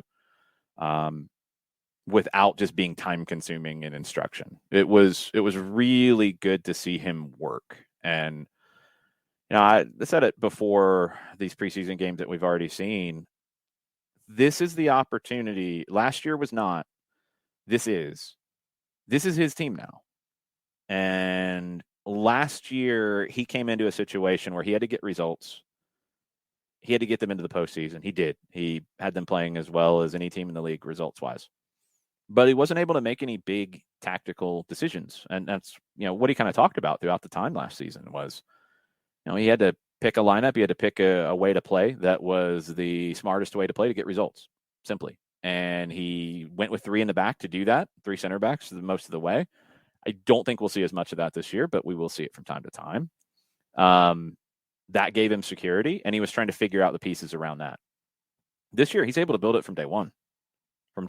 And I think if you pay attention to that kind of stuff, the personality and the way that the team is playing in these games, don't get hung up on results and production in preseason. Pay more attention to the philosophy, the game model, the way they want to play in these moments. That's the stuff that you're starting to see shine through, which is very cool. Storm Chaser Kevin, no, I didn't. Gonzalo speaks in English and Spanish. I said that you don't need translation. That's what I was saying. He's so good at going back and forth between the two. When you have a coach that needs things to be translated, players are waiting on a translation, and you're kind of checked out mentally a little bit. You don't have that with Atlanta United right now. So no, that's it. He speaks both. You don't have that. I was making the point that you don't. It's a good thing. No, Kevin, you're overthinking it, man. There's not any lag between Mexican Spanish, Argentine Spanish. They all understand one another, and the Brazilian guys understand Spanish well. Araujo and Hosachu pick it up really, really well. I don't think there's anybody else that would be a language issue. I think it's English and Spanish for everybody else. So, yeah, that's the point, is that with Pineda, you don't need somebody else to help express what he's trying to express. We've heard this from Marcelo Bielsa, and it's one of the more difficult things about coaches when they move into different places. You've got to have somebody who not just in those moments can translate for you, but they have to be able to maybe interpret is the better way. They have to be able to express the emotion of what you're saying. And, where there's urgency, you have to be able to show urgency rather than just a dry run through of what was said. Jose Mourinho, that's how he got started. He did that for Bobby Robson. And that was something that Bobby Robson at Barcelona talked about. That's why he loved Jose. Jose didn't just say the words. He was able to express the emotion behind the words as well in the way that he said it. So that was very cool. Kevin, it's not essential to have somebody who speaks a bunch of different languages or can go between, 2 that you're probably going to have. It's not essential, but it can give you a little bit of a leg up if you do it well. And I think Pineda does it really well. That's the point that I'm trying to make, is that he's just so quick back and forth. Frank de Boer came at Spanish in a very different way. And I think Frank de Boer's personality is very different. So I don't think it was so much his ability to translate between languages or go back and forth between languages that was an issue. It's just he's a different personality. Pineda is on the pitch, on the training pitch. I think you see it in matches too. He's electric. He's expressing himself in a lot of different ways. It's body language. It's, volume. It's the way he's saying certain things. He's very expressive. Whereas De Boer, and look, it's cultural too, it was not that. He was a little colder. They could have been saying the same things. They could have been saying the exact same things, wanted the team to play the exact same way. They didn't. But if they did, some players are going to react better to a Pineda. Some players are going to react better to somebody else. That's That's the thing that you never can tell is how players react. And Jarrett's been hanging out. Sorry, Jarrett, I've been on a soliloquy here. Jarrett, we see this when in different cultures when players move. Sometimes you can have a great coach who doesn't connect with the players he has. Sometimes you can have a great roster that doesn't connect with the coach that they have. There is an element to it that is very hard to define with chemistry. That I think what we're seeing with Atlanta United with Pineda is the chemistry between him and the players is really good. Sometimes you just don't know you're going to get that until you get them working. Yeah, and it kind of I think it kind of helps to have that that guy who was a former player recently, and not to say that Gabriel Heinze wasn't a former player, because he was. But no two people are the same. We had a little bit of this conversation yesterday, Jason, while you were gone, with the I don't know if you saw the quote over this weekend about from Celtic, where a journalist asked Ange Postecoglou about the 4 Japanese players he brought in, and he kind of stopped him halfway through and said they're individuals, they have personalities, they have quirks, they're people. Yep. They're not, like, just calling them 4 Japanese players is, it does a disservice to them as individuals. And I got into a bit, same thing with Atlanta United. You have a lot of guys from South America, but it's not just La Banda as a whole. Each one's a unique personality. Each one is a unique human being that has quirks and, has things they like, they don't like, how they get along with people, all that sort of thing. And sometimes it just takes finding that right blend to make it work. And Gabriel Heinze wasn't that blend here, but Gonzalo Pineda seems to be more of that blend that fits with this group. And maybe that's different with another group. I don't know for sure. All I know is that it seems to be a really good blend for them right now, and I hope it continues. The Twitch pitch is playing the hashtag replacement game, one of my favorites, about Anton Walks, who's the Anton Walks replacement. It's George Campbell. Guys. It's George Campbell. Campbell's third on the depth chart. It's not so much a positional thing of like they're not going to play 3 in the back as much. It's just the depth chart. Walks was number 3 on the depth chart, and now that's Campbell. Y'all want to see the other y'all want to get into like a more technical Anton Walks replacement? He's not on the first team right now. He'll be spending his time with the second team. Bryce Washington's going to be in that mold of guys who's going to play center back and can kick out to right back when you need him. So if you want someone who's going to do that role for you that Walks did, Bryce Washington might be that guy. I'm not saying he's at that level. No, that's not why I'm reluctant to agree with you here. It's more of, we saw Anton Walks play on the outside in 2017. We didn't really see that in 2020-21. I think he sorted into, he's a center back. He's not a guy who can play on the outside in any situation that you're hoping he can.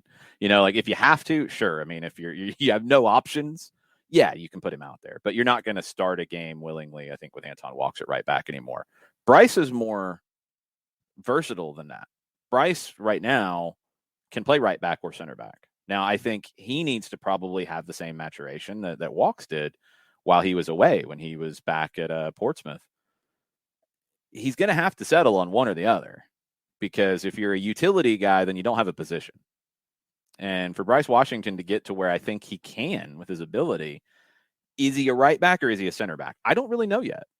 I'm not 100% sure where his best position is going to be.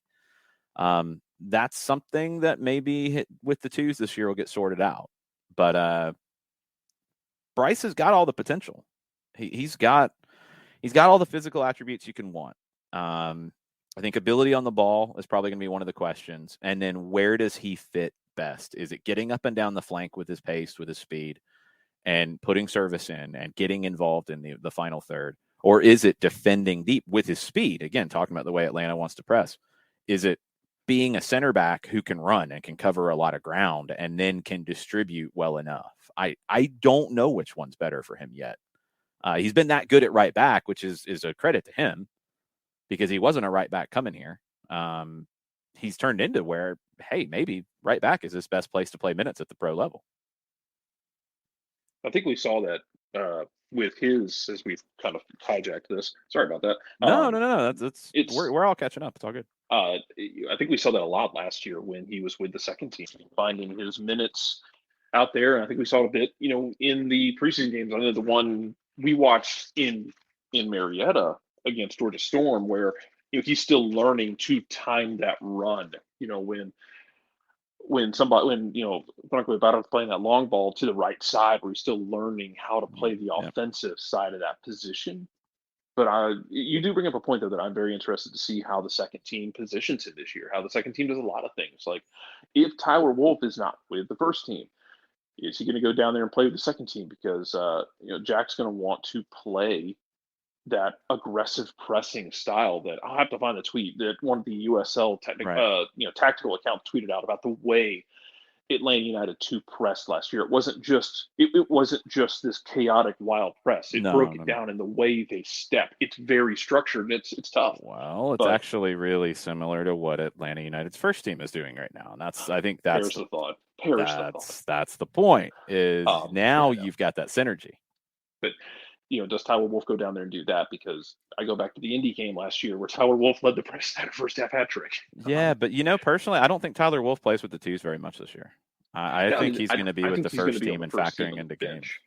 Yeah, I think he'll be coming off the bench. I'm saying he's not going to be in the starting 11 off all the time. Probably not, but I think Tyler Wolfe could be factoring into more minutes with the first team right now than you might think. He's been that good in preseason. And I think he picks up the concepts, and Pineda liked him from day one, was super impressed with him.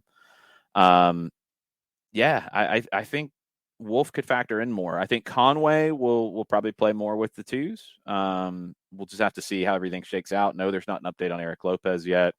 I know there's not an update on Jurgen Damm yet. I know Damm said a statement. He's got a contract. He does. Also, Gonzalo Pineda said that he's not factoring into the first team plans. So you've got time to resolve these things. You've got a lot of time to add players. You've got time into May. As we talked about with Charlotte and other teams, you'd like to get your business done up as early as possible. Sometimes it's not possible. I think the bulk of the first team with Atlanta United is done, and it's ready to go. And, it's just waiting on the final piece, it sounds like, when it comes to a Thiago Almada, which, everything seems to be progressing with that one, and Atlanta United. Aware out, kids. Say that again. Get your flight aware out. Yeah, the LA Galaxy fans have that out for Douglas Costa right now. It's another big name we didn't talk about with Dylan. Costa could be announced today. Should be landing in LA this afternoon, our time, morning their time. We'll have to see where this goes, but the roster from a starting lineup, I think, is almost done, and the question will be Almada, if that's the final piece, which I would assume at this stage. The depth has to kind of get, I think, figured out in terms of priority ranking, maybe, of, who are the attacking subs, who are the defensive subs, that sort of stuff, but I think we have a pretty good idea of it. Lopez and Damm don't factor into either one of those. So, yes, you want to move them. Yes, it gives you more flexibility, but I also don't think you're looking for a bunch of additions either at the moment. Maybe in the summer. But you got to figure that out. You got to figure those two things out, because Damm obviously wants to play. It's not going to be with the first team. We knew that once Luis Araujo was signed, that at the best, Jurgen Damm would be a backup right winger. Hasn't been able to come to an agreement on a move yet. They do have a buyout that would remove him from the Atlanta United roster. He'd still get paid. He'd still get his contract with MLS, but it would remove him from the Atlanta United roster. They'd then have the cap space to work with. I don't think the cap space is the major issue here. It's finding him a place where he can play, and the Mexican window's closed. Now it's Argentina closes Thursday.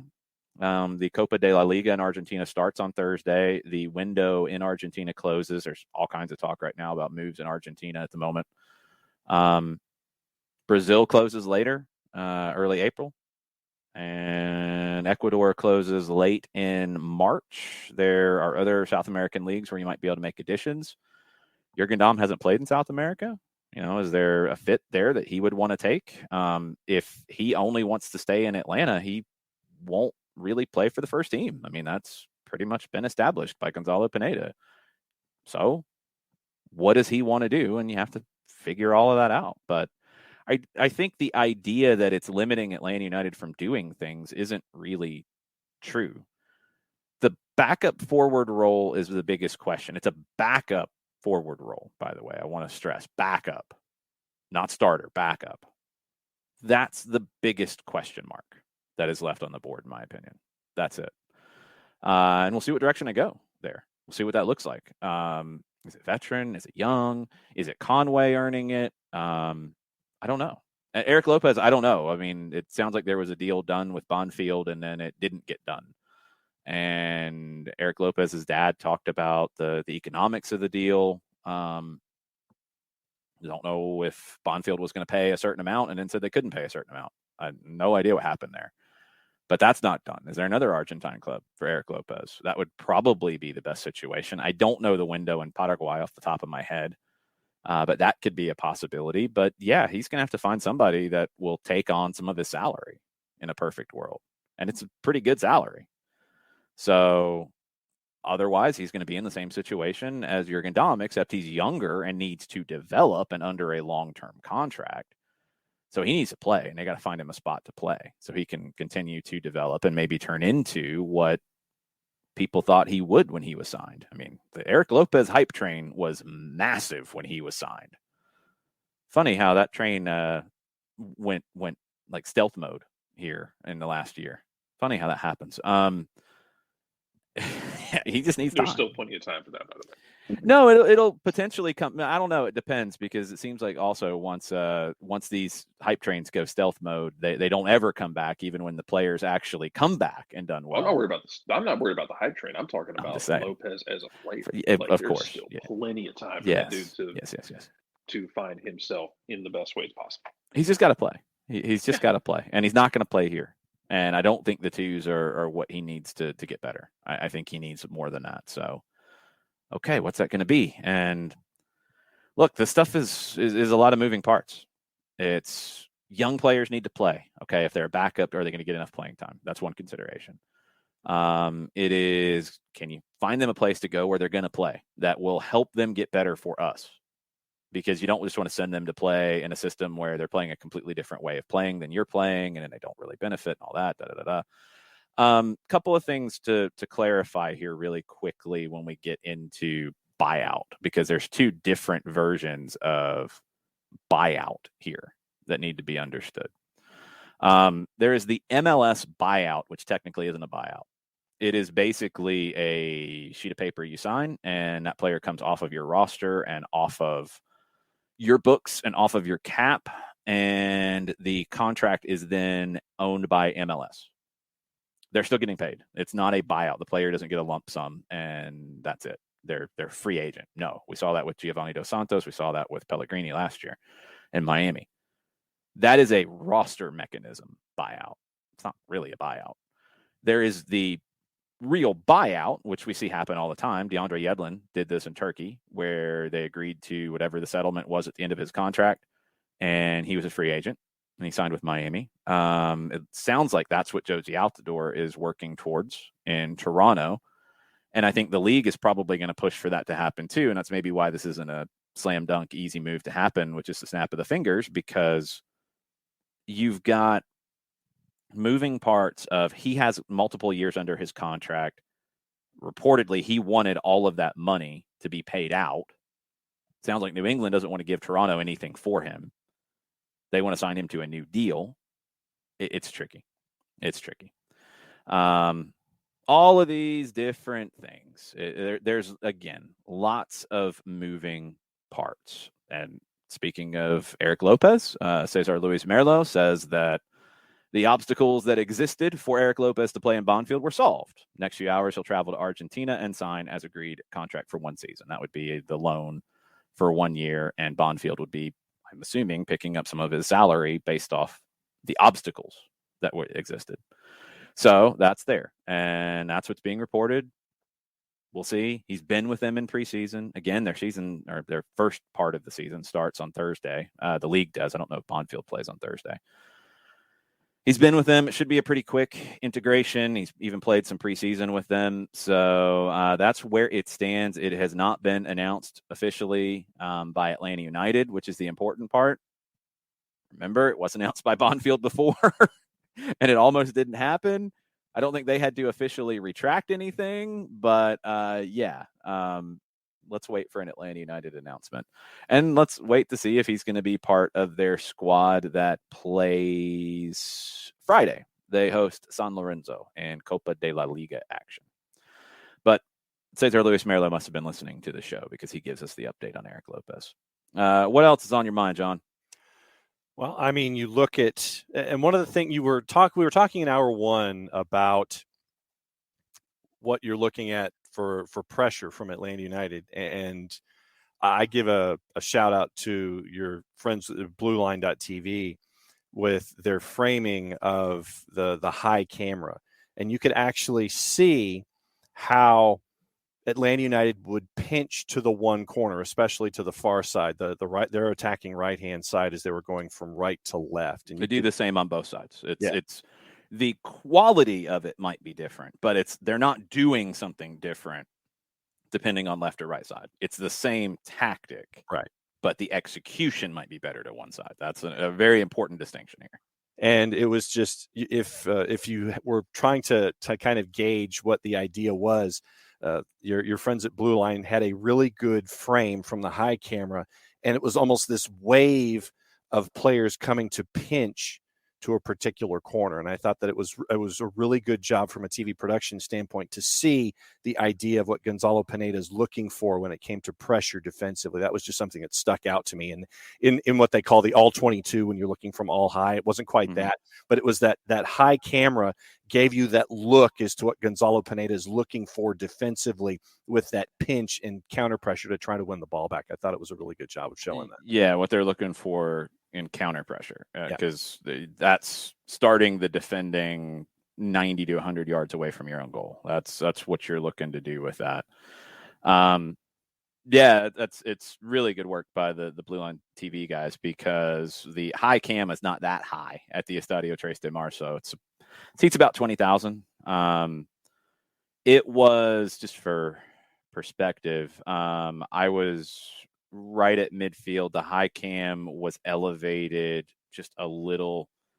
I was a little to one side of midfield. The high cam was elevated not a whole lot above me, maybe 8 feet above where I was.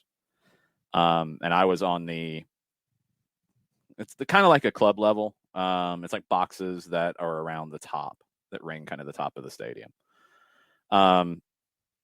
We'll get into other things out there from Atlanta United, other questions that you guys have too. We're going to go about 15 more minutes or so. We've got high school soccer tonight on the network talked about, so we got to keep our voices ready for that. Got to study some. Got a bunch of things going on this afternoon. It's busy re-entering into the United States today after a long day of travel yesterday. We connected through Mexico City, and man, I will tell you one thing. Aeromexico and their onboarding and deboarding of the plane, best I've ever been on. You don't have the ridiculousness of everybody jumping up when the plane lands. It's like they call out, okay, rows 1 through 4. Okay, rows 4 through 8. And people would get up and orderly get off the plane. It wasn't the cattle call that we're used to seeing. Man, everybody, it's like the second, I mean, the plane is, even though it's just rolling to the gate, folks are already, you can hear all of the belts unleashing, and everybody's trying to get in their starters blocks, and everybody's trying to get the bins above them unhooked and grab their gear. Craziness. No, South Georgia. I never said I was going to be in Mexico all week. I thought I was just going to be there for a couple of days. That's why we didn't do Friday and Monday shows. And the team, yes, I saw a question earlier. The team is there through the games next Sunday, and then they'll be back. Because remember, they're playing in Guadalajara next Sunday. Not going back to call those. We're going to do those remote. That's one thing we worked on with Blue Line, is they're going to produce those games, which will be great. And Mike and I will be calling those remotely from here on Sunday. And it's 2 games. It's one with Chivas, which will probably be a mix of first and second team players for them, probably some academy guys mixed in. And Tepatitlan, who is another Liga de Expansión, second division Mexican side. They're there through that game. Then they got to get back because they got to go play Birmingham. I don't know if they're coming back Monday or Tuesday. I don't know the time returning, but they play 2 games on travel back, and they'll train ahead. Tickets are on sale, and that should be a big crowd. Big crowd. Other questions quickly, if we can jump on them. Vader says, who's your pick for starting left winger? I don't know yet, because that's really what revolves around.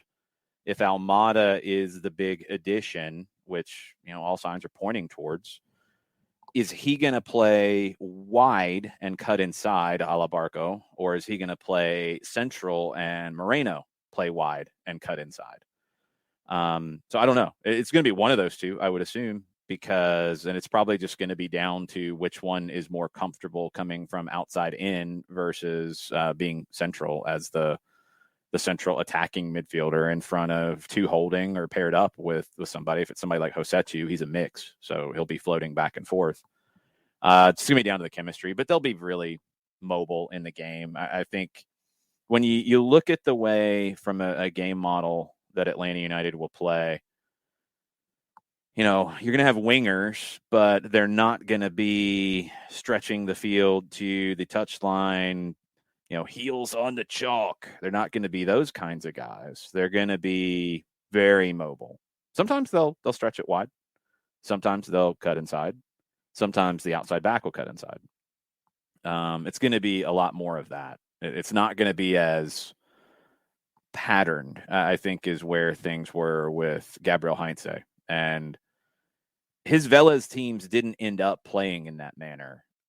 For whatever reason, he wasn't able to make the progression with the team from a philosophical standpoint to have more variety. It felt too patterned. And Moreno wasn't as strong being that kind of a winger when he was asked to stretch the field wide on the left. If he plays the way that we know he can play, and he's cutting and he's dribbling and he's coming inside, he can play on the left wing in Gonzalo Pineda's system. And it's not the same ask of him as it was under Heinze. But if it's Almada, he can do the same thing too. Almada, I think you want to compare him to Barco. Almada is more of the central player versus Barco more of a wide player, but both can play in the other position.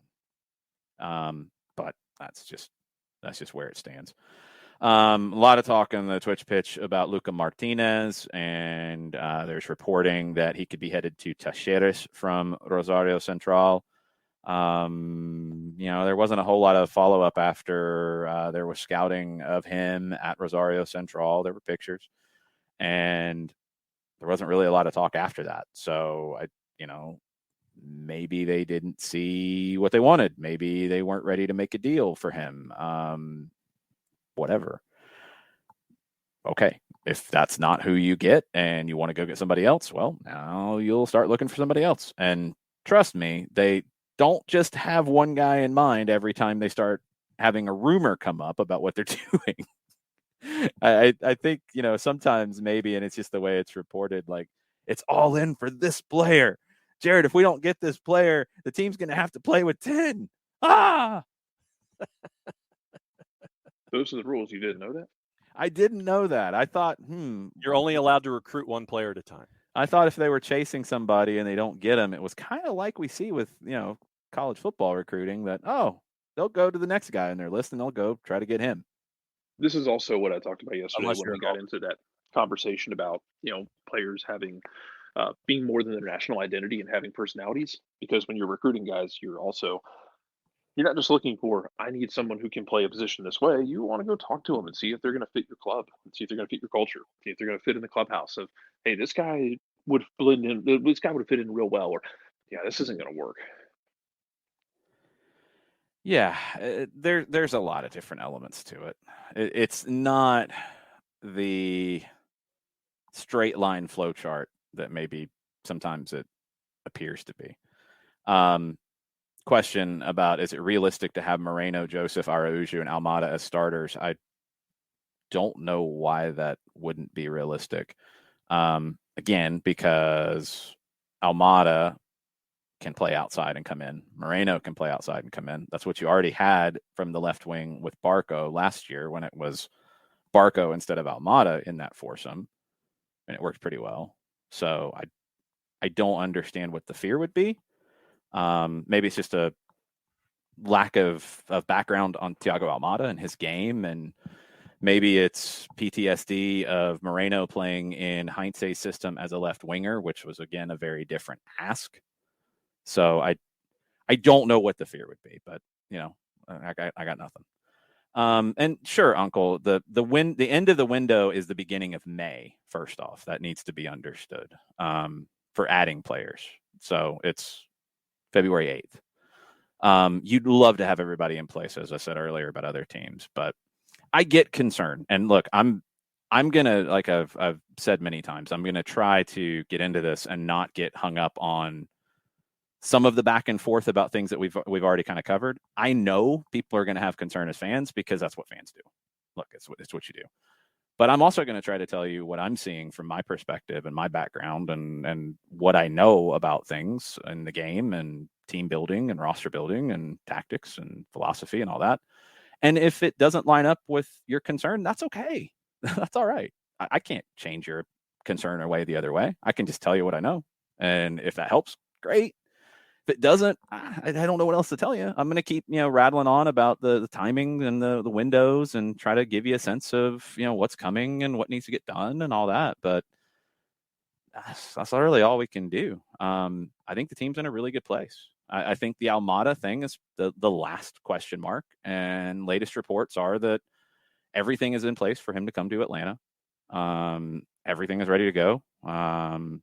He was not charged with anything, and that is now at least been reported as official. It's Argentine, courts. So sometimes you have to wonder what the process is because this thing's been dragging on for a long time, but it sounds like everything is ready to go for him to join up. And I don't know if that is in Mexico in this next week, or I don't know if that is when they come back to Atlanta. And I don't know how long it's going to take him to get on the field with the group, but it more than appears that he's going to be that guy, and he's going to be the big addition, and he's going to replace the impact that Ezequiel Barco had last year.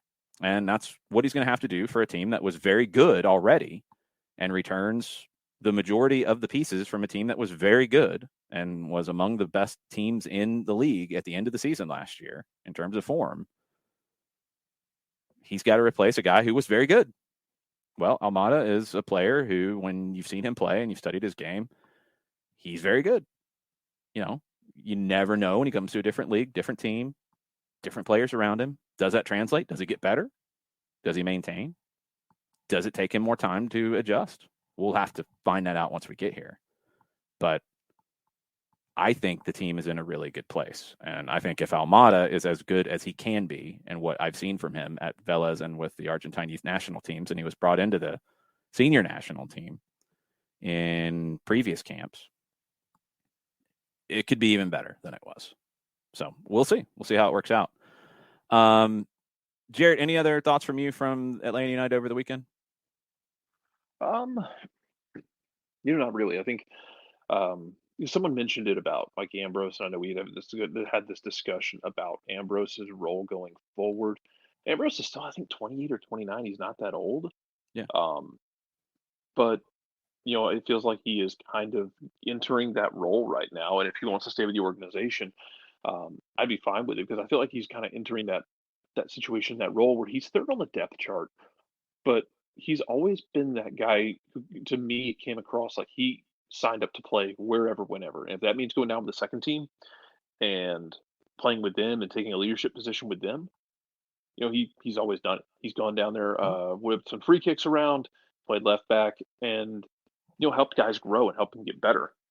And I wonder if that role is what he's going to be kind of going into now with Caleb Wiley coming up and signed a homegrown deal. And Caleb Wiley, what his future is and what his potential is.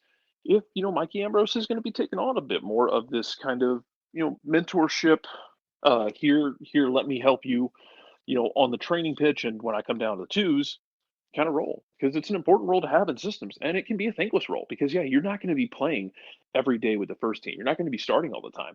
It can be tough, but it's also a very important role if that's what his role ends up being. Yeah, that's what we talked about earlier with DeJohn and Ambrose. I think you need those kind of guys in a team that's going to promote youth, because if you just have a starting 11 and a bunch of kids without experience, you're probably going to struggle because you don't have any of those kind of grounding elements. And I think personally, Mikey has been a great person to have for George Bello and his development. And not even just the direct positioning. I mean, I think Mikey and his career and just the person he is, he's a good player to have in your group for any of these young-ish guys coming up. I mean, I think Mikey has probably been a big help to Miles Robinson over the years. I think Mikey's been a big help to any of these young players coming through. I mean, this is a guy who is a very good professional soccer player. Maybe he's just not a starter at the MLS level on a regular basis. That's okay.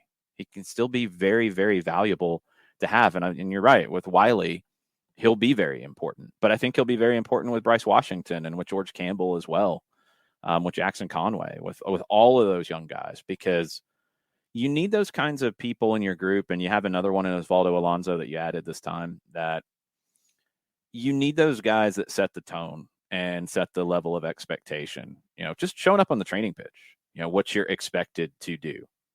And you need those guys in your team who are willing to sacrifice for the greater good of the group. And it doesn't always come from a starter, the guys who always do that. You need those guys in your roster. I think Mikey's one of them. I think Mikey was a really important re-addition after his year in Miami. Getting him back was really important. Other news before we wrap up, St. Louis City 2 announced their squad for MLS Next Pro. Josh Yarrow, who was a former number 2 pick with Philadelphia, is on that group. He's trying to make a comeback. He had some concussion issues, if I remember correctly, that kind of derailed him. He spent the last 3 years in USL Championship, so he's been on the way back up. He could be trying to earn a deal with them in their first year. They also have 15-year-old midfielder Aaron Hurd, who came over from the Philadelphia Union Academy, was a U17 call-up along with Caleb Wiley. Or Wiley was U20, sorry. Hurd was U17 with their new cycle in October. John Hackworth is going to coach that group this year. U.S. Women's National Team, Abby Dahlkemper, not going to be on the roster during the She Believes Cup. Trinity Rodman will replace her. It's an attacker for a defender, but, Rodman was already there in camp, was just going to train, but now will be on the final roster for the group. Bidding for the next World Cup in 2030 after the U.S., Canada, Mexico host might have a diminished group of potential bidders. Britain and Ireland are going to go after the 2028 Euros instead of the 2030 World Cup. And I think they probably should not get anything after what happened with the final at Wembley Stadium. But, that's just me. Right now, it sounds like maybe the favorite for the 2030 World Cup could be the joint bid between Uruguay and Argentina. And if you remember back, the 1930 World Cup, the first one, was held in Uruguay. And the final was Uruguay and Argentina. So be very fitting if they can make it work from a logistical standpoint. But, I mean, John, we've talked about this with the Euros this past time around and the issues that they had at Wembley and how they were very lucky that they didn't have casualties from that, to put it that way. I don't think they should be considered a really decent bidder for any competition right now until they can show what went wrong and how they're going to correct it. No, you have what we saw with the Euros. And if I'm not mistaken, this season, when it comes to football in country, you have had. We've seen that a lot of places. England's not alone in that one. No, but this year, I think the number, Daily Telegraph, I think, had posted a number that this is the largest amount of interactions that we've had. And I'm going to use that word for right now, just stupidity. I'll go ahead and use that word. I'll go ahead and forward it. We've had more instances of stupidity in English football since the beginning of this season than they've had in a long time. And there's they're hearkening back to the 70s and the 80s when it comes to fan interaction and how stupid it's been this particular season. So no, I think that with what we saw with a regional competition, with what we're seeing this season in England, I don't think they have any business hosting any kind of a tournament. None whatsoever. Yeah, the problem is when you get into what's gone on this season, well, that eliminates France, that eliminates Italy, that eliminates Spain. That's going to wipe out pretty much anybody. So, I mean, that's an issue worldwide. It's played in Scotland. Well, last time I checked, Scotland was part of Britain. I don't think Britain minus, I don't think they have enough venues to meet those requirements there, Jared. You act like that's not fixable. No, I think they would have to have Well, they'd have to have one stadium of at least 60,000, two other venues with at least 50,000. Does Scotland have that? I don't think they do. Wait, what was the limits? One of 60 and two others with at least 50,000. Oh man, Hampton. I was going to say how big is Hampton Ibrox? Park. It's going to be tough. Then they got to have 10 other stadiums. They could do it. Okay, They could do maybe it. they could. Well, Hampton, they have to also leave Britain to pretty fast. Hampton, Ibrox, and Celtic Park are all okay. Yeah, Hampton's 52. Okay. And Celtic Park is 60, I think, and then Ibrox is 50. Like there's still 50.8. The whole part of being a part of the country on the whole. Yeah, there's that. Anyway, let's move on. Palmeiras hosting Al Ahly in Club World Cup semifinal action, 11:30 this morning. It's on one of the Fox networks. Monterrey got knocked out, and it was very funny to watch the Mexican sports shows ripping Monterrey to shreds after losing to Al Ahly in the Club World Cup. UEFA could go to the Final Four format for Champions League as early as 2024-25, kind of like what they did during the COVID Champions League, where they had the quarterfinal, semifinal, and final played in one place. They might just do the semifinal and final. Rather than two legs of the semifinal, they might just do single game, same place as the final, do a Final Four. They're talking about it. They'd have to reimburse teams for not having a semifinal game that they would host. That would be what they'd have to do. That's manageable. First match of the qualifying rounds of the Copa Libertadores is tonight. Montevideo City Torque hosts Barcelona of Guayaquil. Second leg's in Ecuador next week. So Libertadores is back tonight. Argentine Copa de la Liga is back on Thursday. All the chaos, all the excitement. In Africa, if you didn't see it, Senegal got the win in penalties, scoreless 120 minutes in the African Cup of Nations final against Egypt. I guess Mo Salah was going to kick fifth, and it didn't get to him. That's not good. Sadio Mane missed a penalty in regulation, but converted in the shootout to give Senegal the win. Celebration videos and pictures were awesome in Senegal.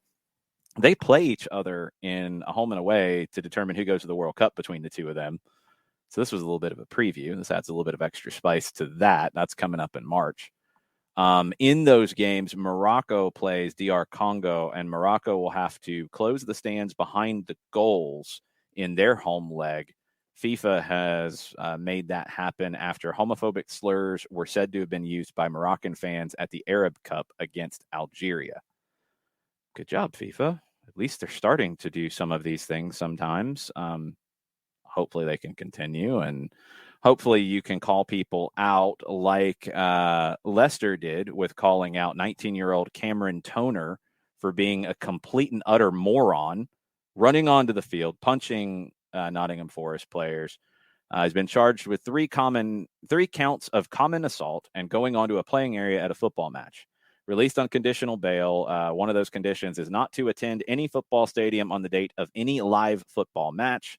Leicester handed a lifetime ban to Cameron Toner, the 19-year-old who did this really, really stupid thing. Cameron Toner, everybody, post his picture up at every venue in England and go ahead and get him in Scotland and Northern Ireland and Wales, and maybe the Republic of Ireland will contribute to UEFA. You get his picture too in case he wants to hop the channel and come over and watch games there. Every pole known to mankind near the stadium. Bring him, take pictures in MLS. Cameron Toner, 19 years old, was a complete and utter idiot who ran on the field and punched players. He's banned for life from Leicester, and he shouldn't be anywhere in any game anywhere because he's obviously too much of an idiot to be at a live sporting event. Yes. Imagine being mad at another team because Brendan Rodgers spit the bit. Well, there's that. Couldn't be me. On the Took me 3 years, but I won the breakup. All right. Yeah, eventually. We talked about windows still being open. Manchester United have agreed to a fee of £12 million for the sale of Andreas Pereira to Flamengo. That has not been officially announced yet, but that has been agreed to according to Universo. Boca Juniors are trying to get Facundo Farias of Colón.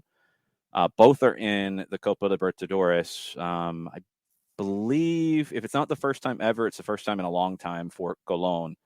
And Farias has said he wants to stay and play in the Copa Libertadores for Colón. The offers have been ridiculous with this because there have been reports about an offer including Wanchope Avila, formerly of Minnesota, formerly of DC, back at Boca because DC didn't want to keep him. Going to send him in $1 million for Farias, which is an insulting offer because Facundo Farias is one of the most exciting young talents in Argentina as a teenager on the way up. Doesn't have quite the track record of like a Thiago Almada, for example, but he's in that next group coming.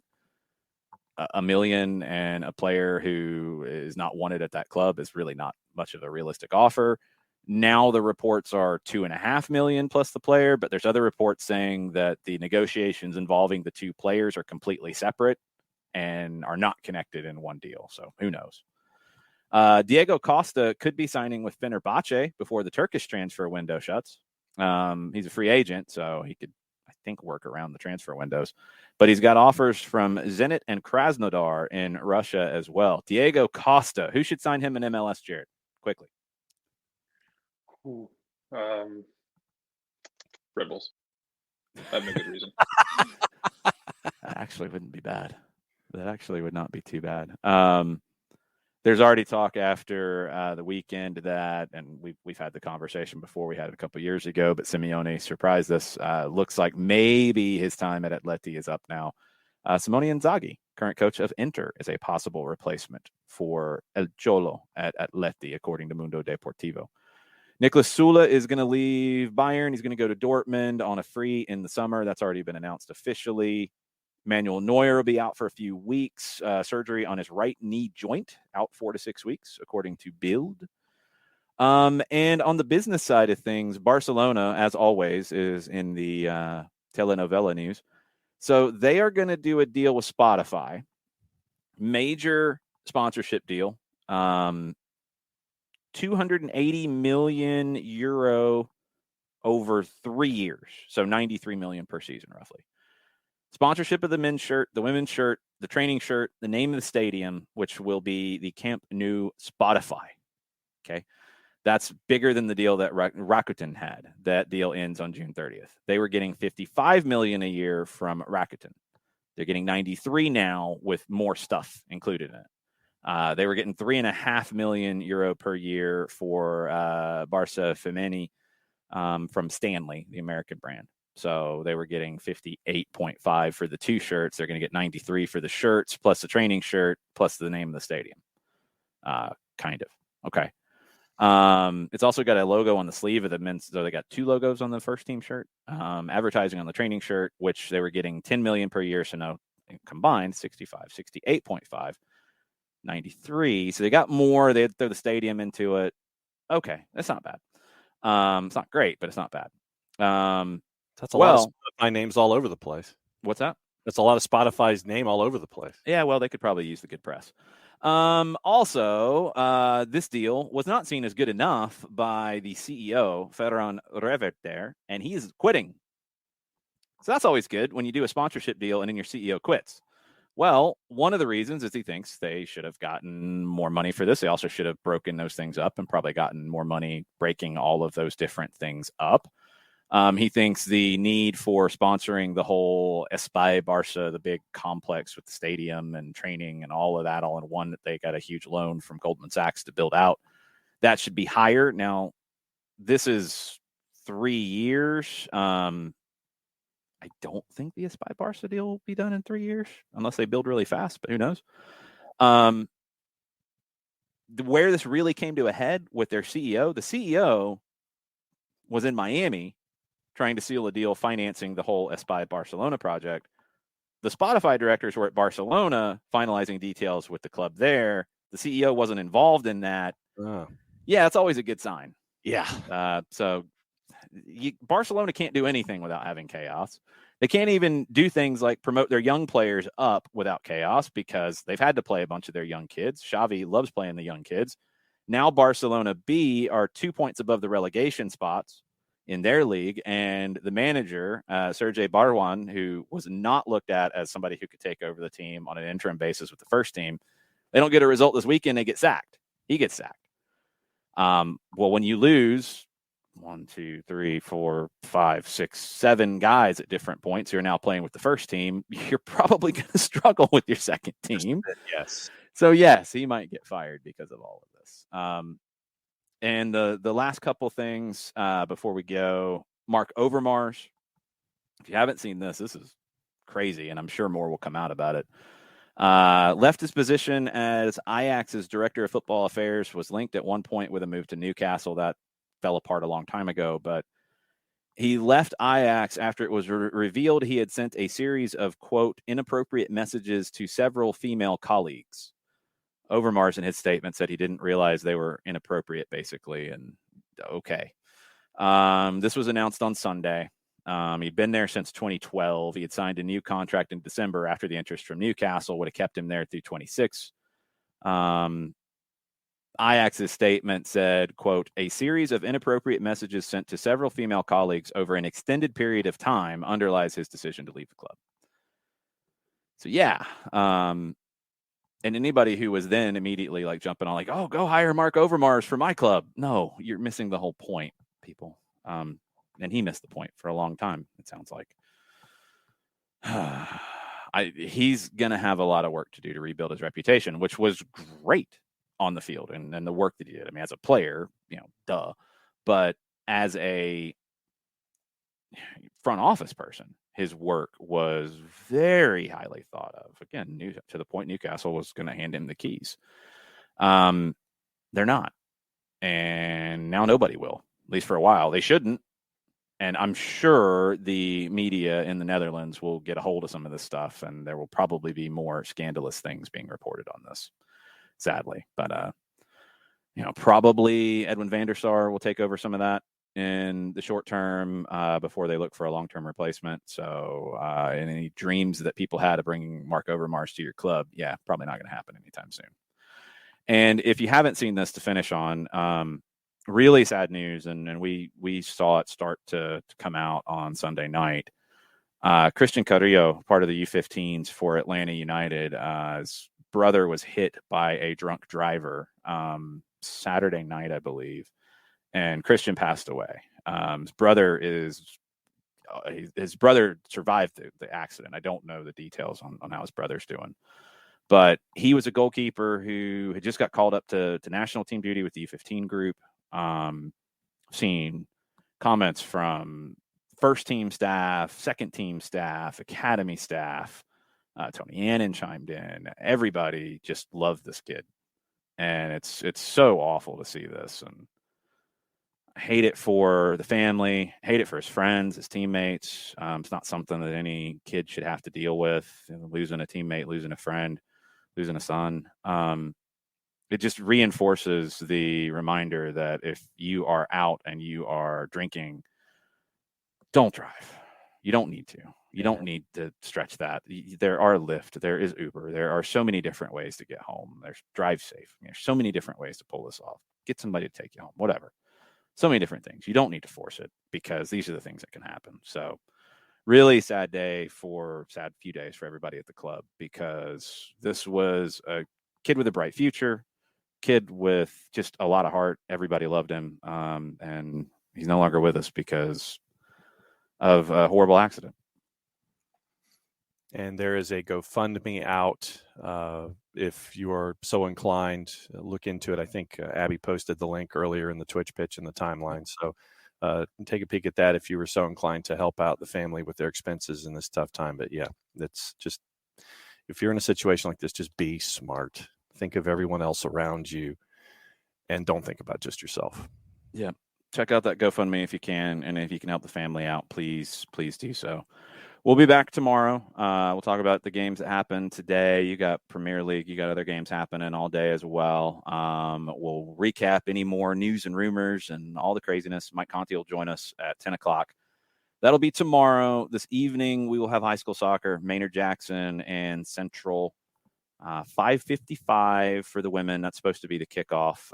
Might be closer to 6. We'll have to see what time they actually kick off. But we'll be on just a couple minutes before. So be on the lookout on our app. It'll be audio only. Also on the website, you can listen directly at soccerdownhere.net.